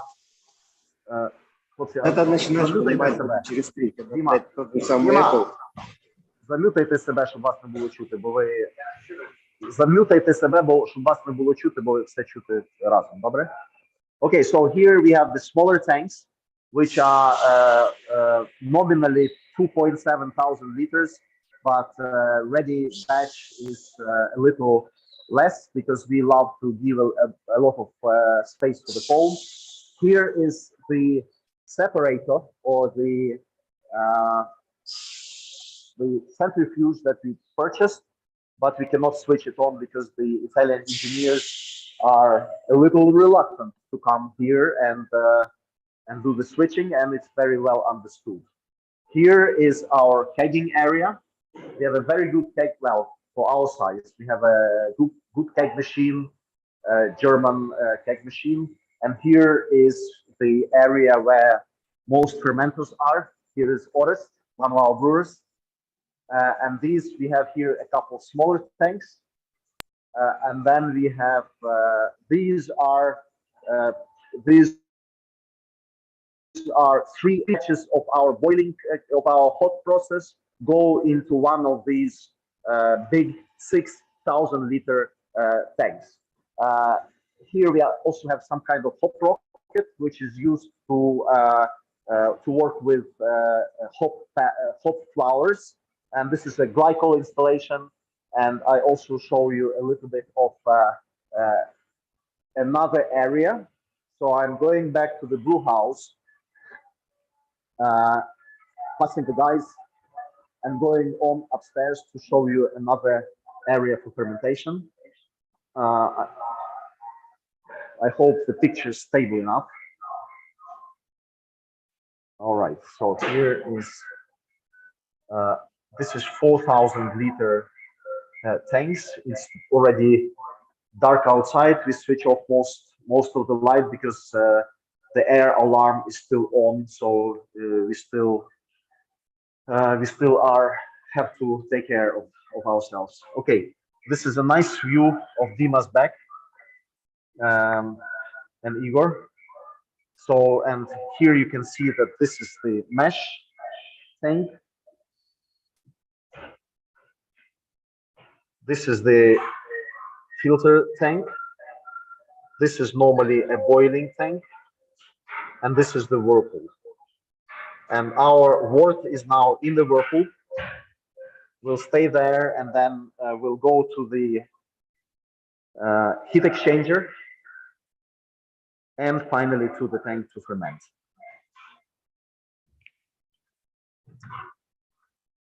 All right. So I'm leaving here and going back to the. Okay, so this is our wort. Looks beautiful, smells beautiful.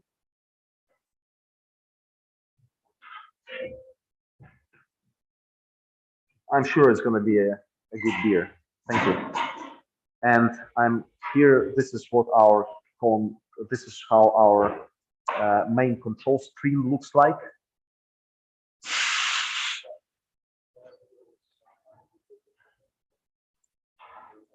And this is how our recipe looks like. All right. Можеш сказати, що робиш? Yeah, it's a whirlpool. It's a conditions of our whirlpool. It's our heat exchanger, the temperature and input and output temperature. This is timing. We have still watt in a whirlpool next 15 minutes.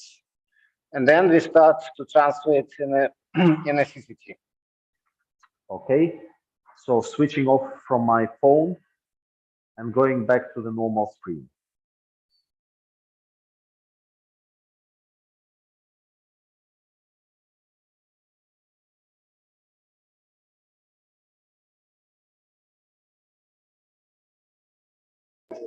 Юрко зам'ютаний. Okay, now back to the main screen. Hope you guys hear me. I promised to. Я вроді unmute, чи нормально?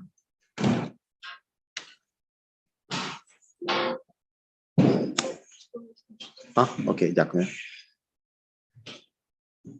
Promised to tell you what this beer was that I was trying in the beginning. This is actually I already told about this beer. This is half apple, half cider, half beer. And this is something that we really want to experiment with. You know, we have some good demand for.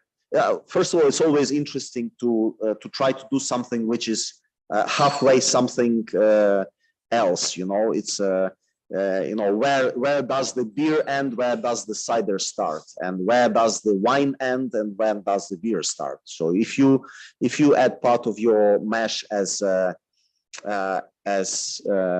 grape juice, you know, when does it become wine, or when it stops being wine? And this is also something very interesting for us.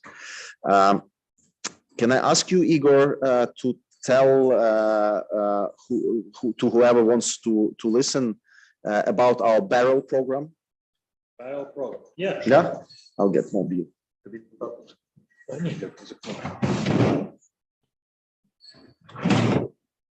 We started our barrel program, I guess, 2 years ago with one batch, because it started as barrel aged program, and it was a barley wine. Yeah, barley wine. Yeah, we soaked it in. We aged it in a barrel for, I guess, 174 days. The barrel was after the bourbon, and we presented it in 2020 in a spring beer festival here in Lviv. Yeah, and then we transformed it a little bit. We still make barrel aged beer, but idea was to make something more interesting and something more difficult. And in 2021, a coronavirus year, we started a barrel fermentation program. Yeah, it was interesting challenge for us because we never did it before. We started with 4 barrels bought in France. It was from wine, one from Pinot Noir, one from Sauterne, and I don't remember another 2, but I guess they were from Merlot. We bought, I guess, VLP 655, or maybe I'm wrong because I don't remember. We bought the sour mix from White Labs, and we started to, we did a wort. It was turbid mash. Interesting experience. We did turbid mash for this batch, and we put the wort in these barrels and inoculated it with this sour mix. We expect the ready product maybe, yeah, and it was more than a year ago. We expect first ready product maybe this autumn, maybe next spring. We'll try, because we tried it actually a week before war, and we were surprised with the result. It was really nice. The idea was to present it first batch, maybe few first barrel on our festival. That probably it will take place in May here in Lviv. So you're welcome to the presentation. Yeah, and then we bought, as you probably know, Serhiy Stachowski is famous Ukrainian tennis player. He now he joined back to Kyiv and joined the local defensive forces. Yeah, and in time where he don't play tennis and don't protect his city from occupators, he do wine, and pretty nice wine. And he drafted his first batch of Merlot, and he had, I guess, 50 wooden barrels after his Merlot wine. And we asked him to sell them, and he sold them. And we got 50 barrels from wine, and that's how our fermentation barrel program started. We did three different wort types. So we did 2 turbid mash types for 2 batches, and we did one kind of, I don't want to call it Flemish red, because it will be something that will taste like Flemish red, I hope. We'll taste it in 2 years, I guess. Yeah. We got few bottles from Belgian breweries. I cannot call their names, but probably you know what I mean. And we inoculated few barrels with ready Belgian sour beer. And like for experiment, we'll taste what we have maybe next year as well. Well,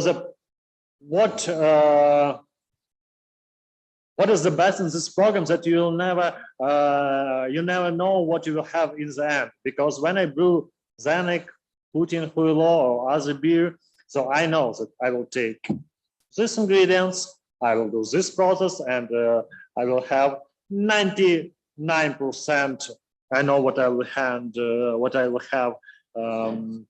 in the end. But when you work with bacteria and wild yeast, you cannot control them 100%. So the result could be unexpected. And that's what we got in 4 barrels that we tasted months ago. Yeah. So I cannot, we still didn't present any of the barrels. Maybe this May we will do first presentation. So we'll see. But my expectations are really high for this beer. Maybe you have. Oh, Yuri, did you explain the Obama label history? Yeah, sure. Obama label, style-wise, it's an export stout, so it's a slightly stronger stout than your normal everyday's table beer. 6.2% alcohol, smooth, very smooth in the mouthfeel. It's a little burnt taste as well, in a good way. A bit of chocolate, but more, I would say, coffee. It's pretty dry. I think, I don't know, the residual sugar is 2%. 2.5. Yeah, residual sugars are, let's say, between 2 and 3. So it's pretty dry for this beer. We actually dislike sweet beers. It's a kind of historic thing, you know. It's unfortunately, many well, sometimes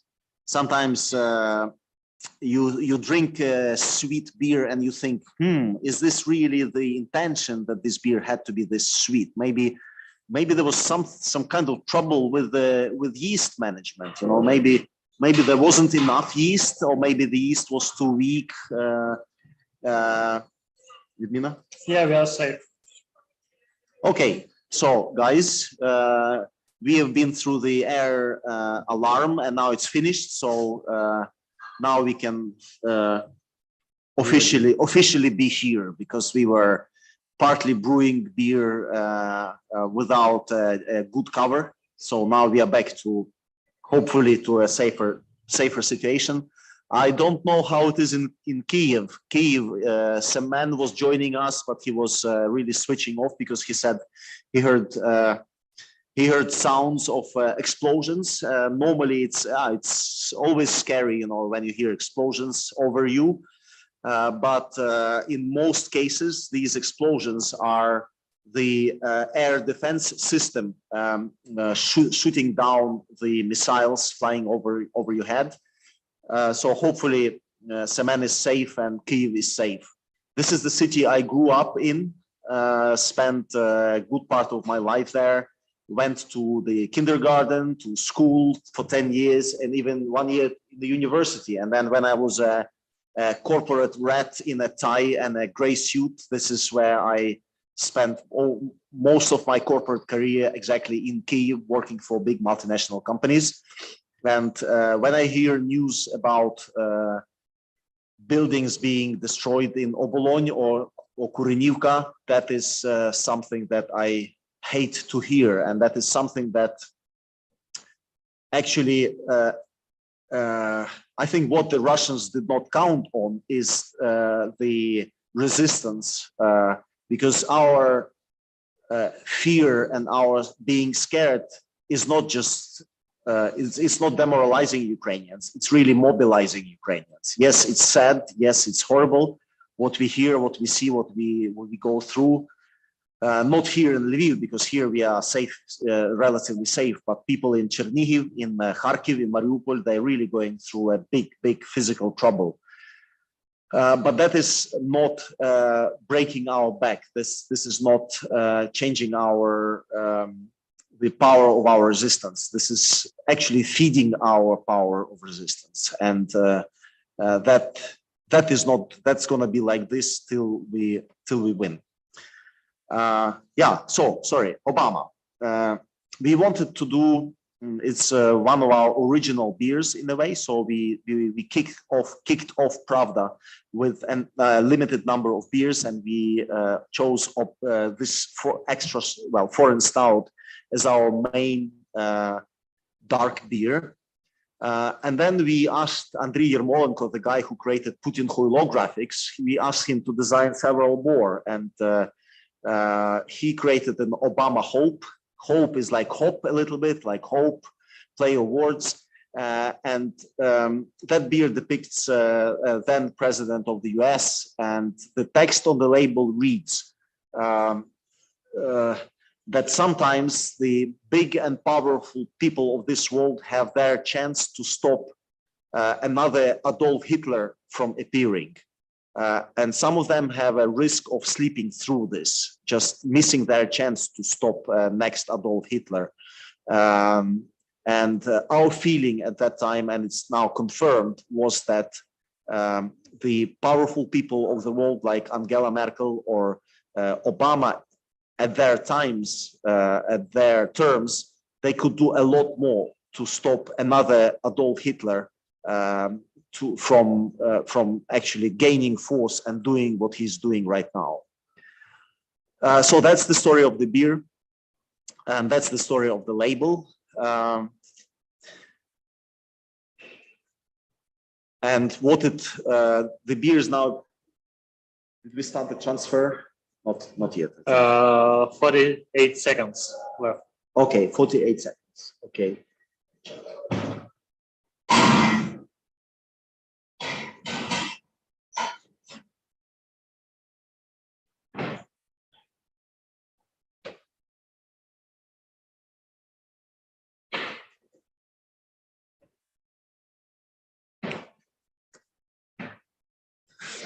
Okay, we'll tell you a few words. Tell you a few words about our festival. We organize, as I said before, just to refresh for people who just joined. We organize craft beer and vinyl music festival on this ground here around us on the basis of former old Soviet glass factory. Last festival had 20,000 people.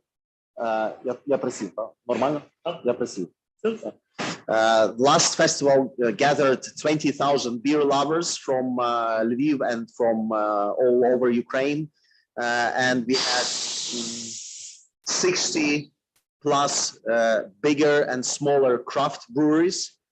We had beer lovers, beer geeks.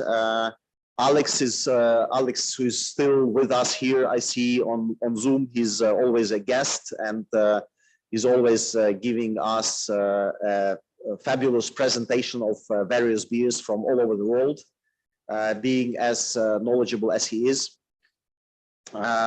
We as organizer, Pravda Brewery, we are putting out a challenge every time, to brew this kind of beer, and we invite all the brewers to brew this kind of beer that comes to our mind. Sometimes we say, okay, you have to brew your beer only with Ukrainian ingredients, you know. Sometimes we said, okay, those who can do it, because our hops in Ukraine only grow in certain areas, and Ukraine is a fairly big country, so we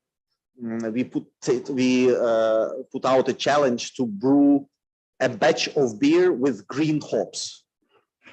It's a bit easier for us because only 1 hour drive from here, we have hop plantations.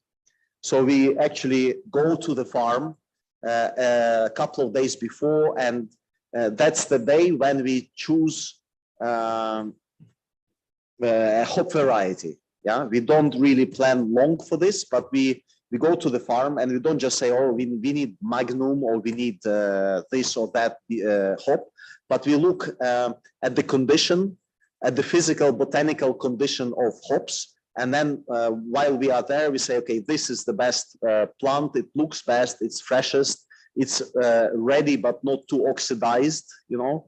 And then the guys there at the farm, in a day or two, they start picking the hop flowers, and they get in the car, drive to Lviv, and we time our batch so that the hops, when they arrive, they immediately go into a tank. We do a very quick infusion of fresh hops. We want to avoid too much grassiness, too much of this. Too much of this just normal grassiness, but we want to have more lupulin washed out of the hop flowers. So and so we have these different challenges, and this place is totally crowded. It's absolutely not like it is now, deserted, guarded from various sides, surrounded by bags with sand and Czech hedgehogs and other security measures. I hope that the alarm is now off also in Kyiv. I'll be calling Semen to find out if everything is fine there. Here we have it finished. Okay. And we have, on our phones, it looks like this. Huh? Okay, so we have a message coming in, alarm, and then we have, okay, alarm is off, and it's now been a second one. So we had like about 8 to 10 days ago, we had 6 air alarms in a day. This night we had one that lasted for almost 3 hours, I think. Yeah, there was one. Yeah, somebody has a good sleep. Yeah, it was a funny story. Yeah, I guess 2 days ago, I woke up at 7:30 because of air alarm, and I heard it. And okay, I will go to the basement in my apartment, and I took my phone and read that its alarm is finished. and it was the longest alarm we had. It was 5 hours from 2:30 a.m. to 7:30 a.m., something like this, and I skipped the beginning. That day I installed this application that make it more make a noise. Yeah. Last days the alarms became longer. So normally, first days it was like lasted between two sirens, between two alarms. It lasted for 20, 30 minutes, 40 minutes max. Now it's hours. I talked to someone who supposedly knows some experts in this, and from what I heard, the shorter alarm times come from ground missiles or ground rockets that get fired somewhere from Russia or from Belarus territory.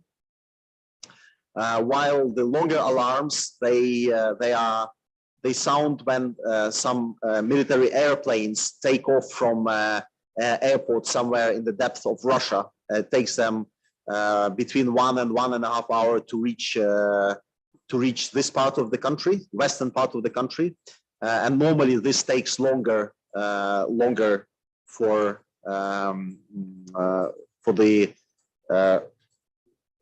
that duration.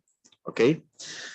Maybe I will ask the question now. If our golden ale recipe is normal here, is common in Ukraine. I guess dry hopped golden ale is not really common, but but craft beer is about being not common but different. So in our case, we do like this. We just need to call it somehow, so and keep it in style to make people understand what it should be like. So yeah, not really common.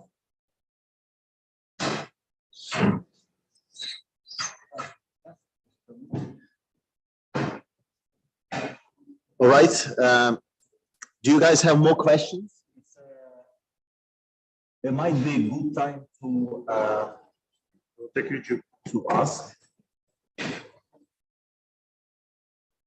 Thank you guys for your support. There's a lot of questions in YouTube. How could people help us? Do we have a distribution abroad? Now, something like this. Maybe we can ask here. Yeah, I can say a few words about our distribution worldwide. We are still a very small brewery. We had actually several steps of our expansion. We started with 0.6 million liters capacity. Now we expanded to 1 million liter capacity. Now we are at triple the original capacity, so 1.5 to 1.8 million liters we can do a year. We did have exports to quite a few countries. We were in France, in Italy, in Czech Republic, which was basically our first export. Spain, normally in Catalonian area. France, I mentioned, Belgium, UK, Germany, Austria. But as you can easily imagine, with COVID pandemics, all this was really coming to almost an end. We do still have an active distributor in Salzburg, Austria, and this distributor is called Kalea, and I think they're covering parts of Austria and also parts of South Germany. We have, as we have some stock of bottles and cans, we asked our Polish friends, beer geek friends, to help us a little bit with sales, because we cannot sell beer here, as you know, as I mentioned before. And I don't want to sit on my stock, wait for something. I want to turn it into partly some cash to keep the brew team personnel paid. So we asked our Polish beer tasters to help us, and they put this message somewhere on their website, and immediately within 2 hours we had like 5 or 6 and then 5 or 6 more messages from Polish distributors buying our beer, helping us, turning the proceeds to helping the Ukrainian army or helping the humanitarian relief effort that we are making, or other many people are making. So we are putting our stock together, trying to see what we have left and trying to assess the situation with this. Might be coming out publicly asking to help us buy some of our beers for distribution. For those who haven't heard from of us before, we do have quite a few awards from European Beer Star in Germany. We have, I think this is one of the recipes that we made public is for Silla beer, which is Belgian triple. And this Belgian triple earned a bronze medal at one of the European Beer Star competitions in Germany. That was a funny experience for us because our brewery was not even 3 years old, and suddenly we are, Corey McGuinness and myself, we are in our shorts and t-shirts on the stage in a huge hall in Germany, surrounded by people in ties and suits, and presenting us with the award, with the bronze award. Brewery that took the silver was a Belgian brewery that existed for 120 years, and the first award for Belgian triple was taken by also a Belgian brewery that existed for 140 years. So we were really not exactly feeling that we are belonging to this respectable crowd. No, we also took part in some of the Czech competitions. I think it's called World Beer Idol, and we also love participating in Brussels Beer Challenge. We know it's one of the most nerdy, in a good way, beer competitions in the world.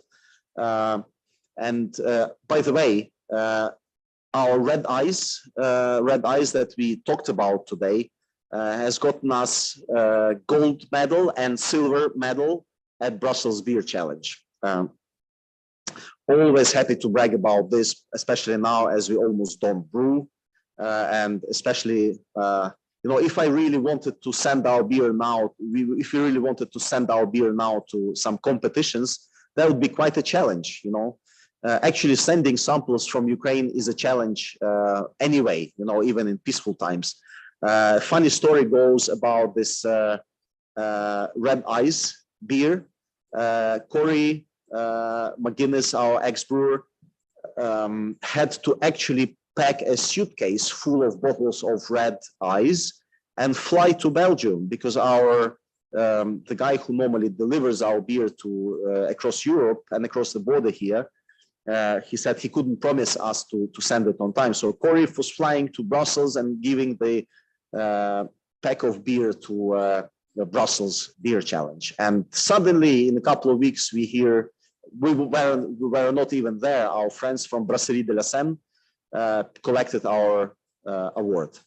Yeah. Okay, so we are still, що нас ще до, зараз трансферуємо, так? Так, ще порядка десь хвилин 20-25. Okay, guys, so we are almost finishing the transfer of beer from the whirlpool to the heat exchanger and on to the CCT. Huh? Yeah. We still have like 20 minutes left, and actually we still have about 20 minutes left of this stream, because we will have to pack our things and leave as soon as we can. We will still have to do some washing and maintenance tonight to finish the brew in a nice way. We still have 10 to 20 minutes of questions and answers. We will want to really thank you for participating, for listening, for jumping in even for a couple of minutes to say hello. If the best way to keep in touch with us is to join the page on the Facebook. The page is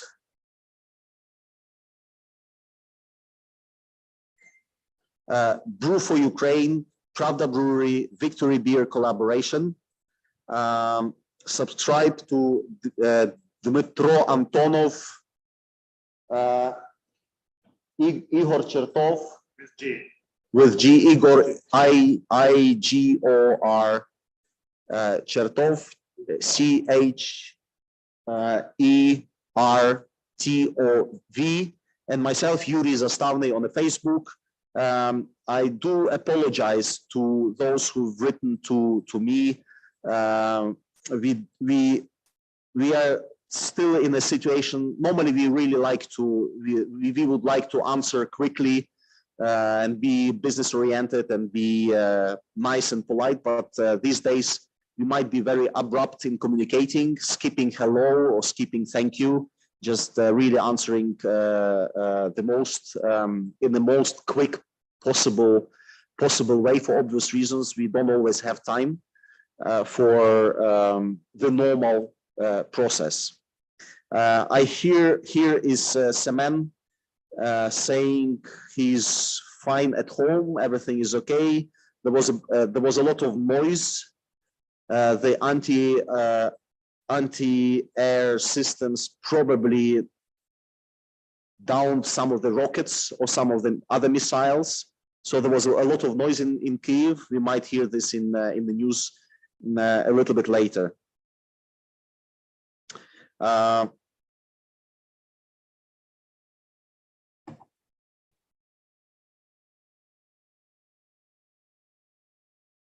Please fire off your questions.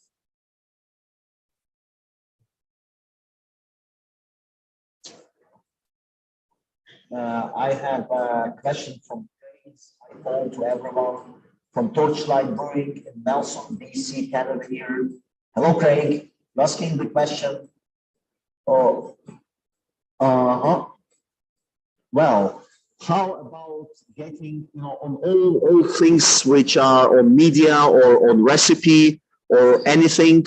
I'd suggest that you join that Facebook page, which I mentioned. I'm sorry to be so uninformative, but this is the page is Brew for Ukraine.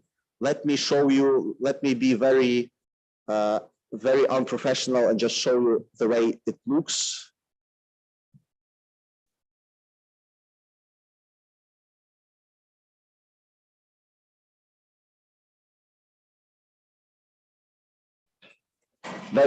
The group has already almost 400 members and counting. And this is, to my mind, this is the best way to keep in touch with us, ask questions, and we will be doing our best to work with the media, because we are, one of the reasons we are doing this is small brewers around the world. Well, small independent brewer is always a rebel in his or her heart, and this is we are a little bit more sensitive to the injustice, sensitive to the wrong thing, and I think this is one of the reasons why you guys are here. We all understand this is that Ukraine is fighting a good cause. We are doing a good thing. We are on the right side of the street, and we will win. And I think I'm actually, as I mentioned, I was a corporate guy before, and I feel very proud to be part of this global craft brewing community. It's really emotional for us to be here, and it's really emotional for us to see such support, to see that unity.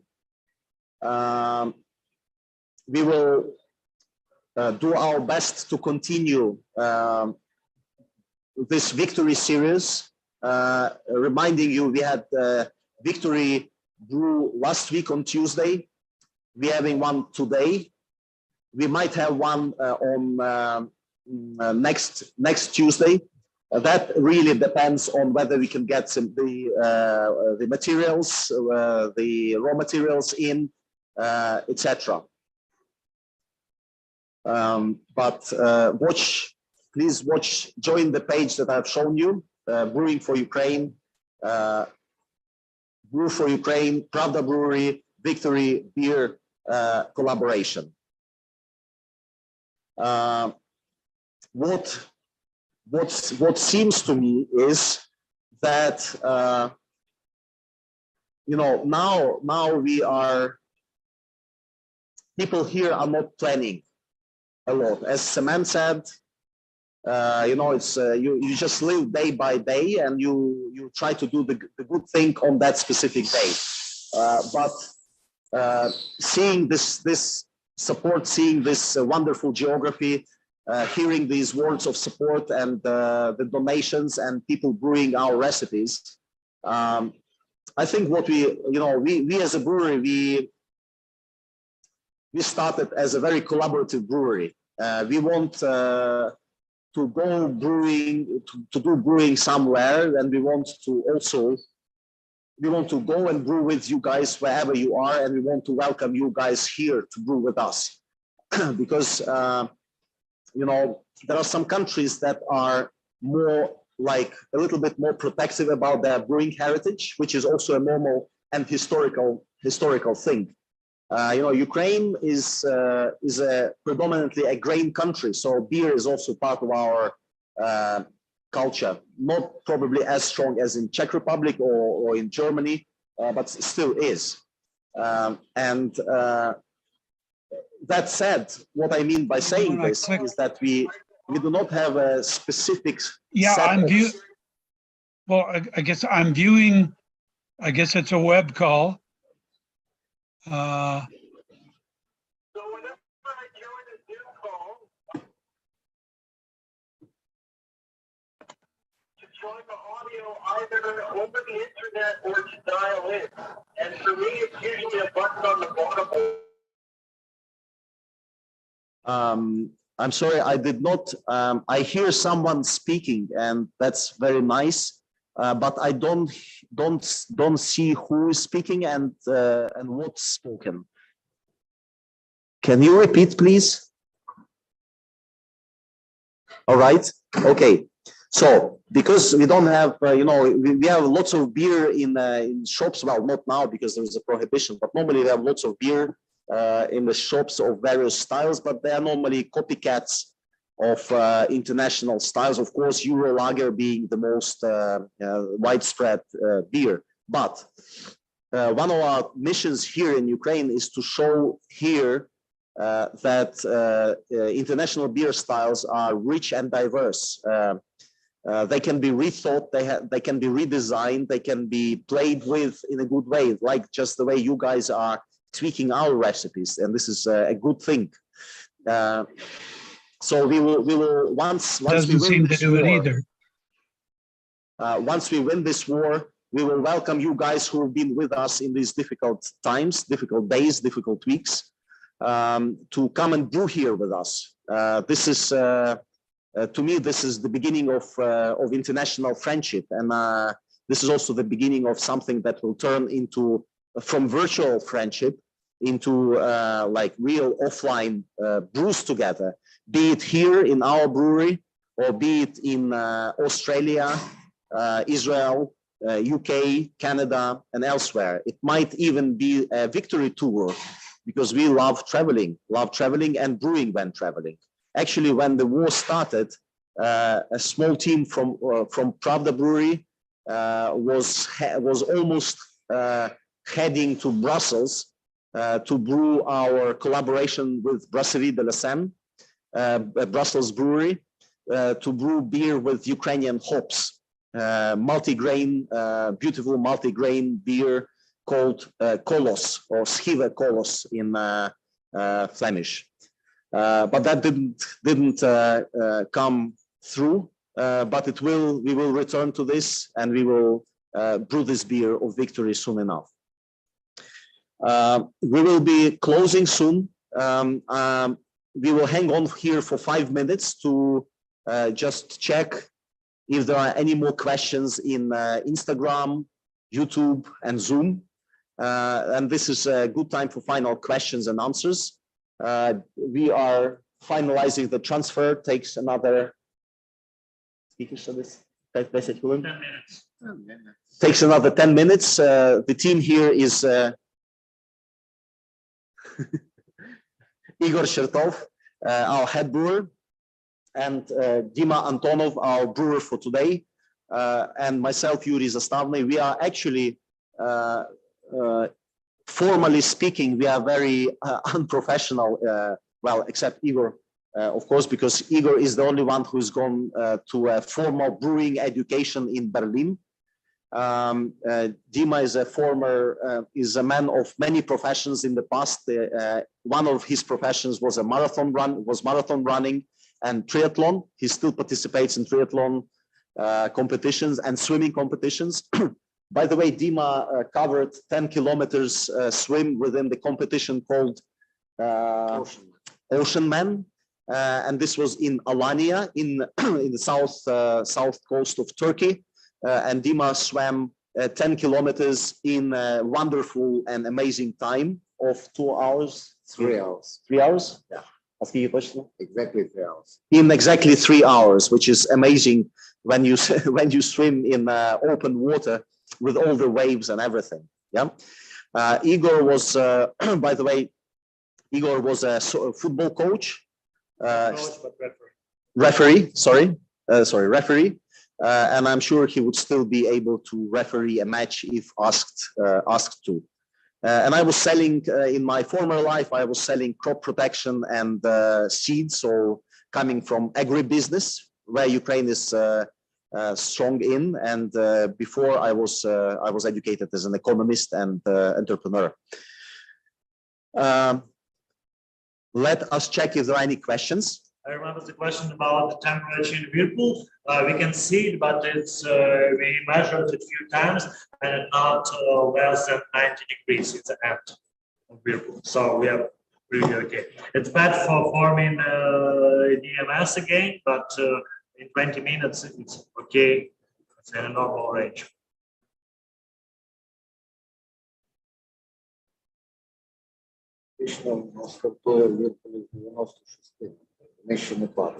Okay. So it starts from 96 in Whirlpool and then.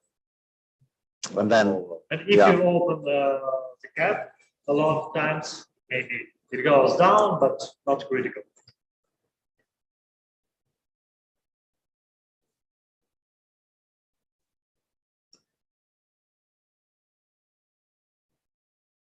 Amazing, guys. Marty from Propagate Lab in Golden in USA, offering 50% off all next day yeast that's going into a Brew for Ukraine beer initiative. Please pass on your savings to Pravda and the cost. Thank you very much. And Craig's writing that you'll be welcome here anytime. We'll come there too. We really don't want to lose this this community, so I do ask you to sign up for the Facebook page. If you guys can't find that for some reason, please go to the website of Pravda Beer Theater. Just choose any email and click on the email and write just say pass to Yuri or pass to Igor, and we'll get your contact. We are happy to communicate through that Facebook page, also via WhatsApp messaging, by phone or by Facebook messaging, whichever way is good for you. Let's not get lost on this. Let's keep in touch. Please look out for our next Victory Brew number 3. Please bear with us for being a little maybe late in communicating what exact beer style we're gonna brew, because we are checking our raw materials and really making sure we have what we need. We're also making sure that the yeast from previous batches is live and in good condition. So actually, on the beer style of today's beer, we have decided it yesterday. But otherwise, I hope it doesn't cause you any disruption. You don't have to brew on this day. You may, but it's also good to have you for even for 5, 10, or 10 minutes, as much time as you can afford. We'll be closing soon. If there are any questions that we did not answer, I get messages here for Pravda website. People saying that they visited our Pravda Beer Theater and offering us help with hops if we need to, if we need some help with this. We'll be staying in touch. Unanswered questions we will answer today, tomorrow, and the day after tomorrow. Any final word from our team? Take up challenge unshaved for the victory. Yeah, no shaving until the victory. Okay, that's the challenge of brewing for Ukraine. Victory Brew number 2 is coming to an end.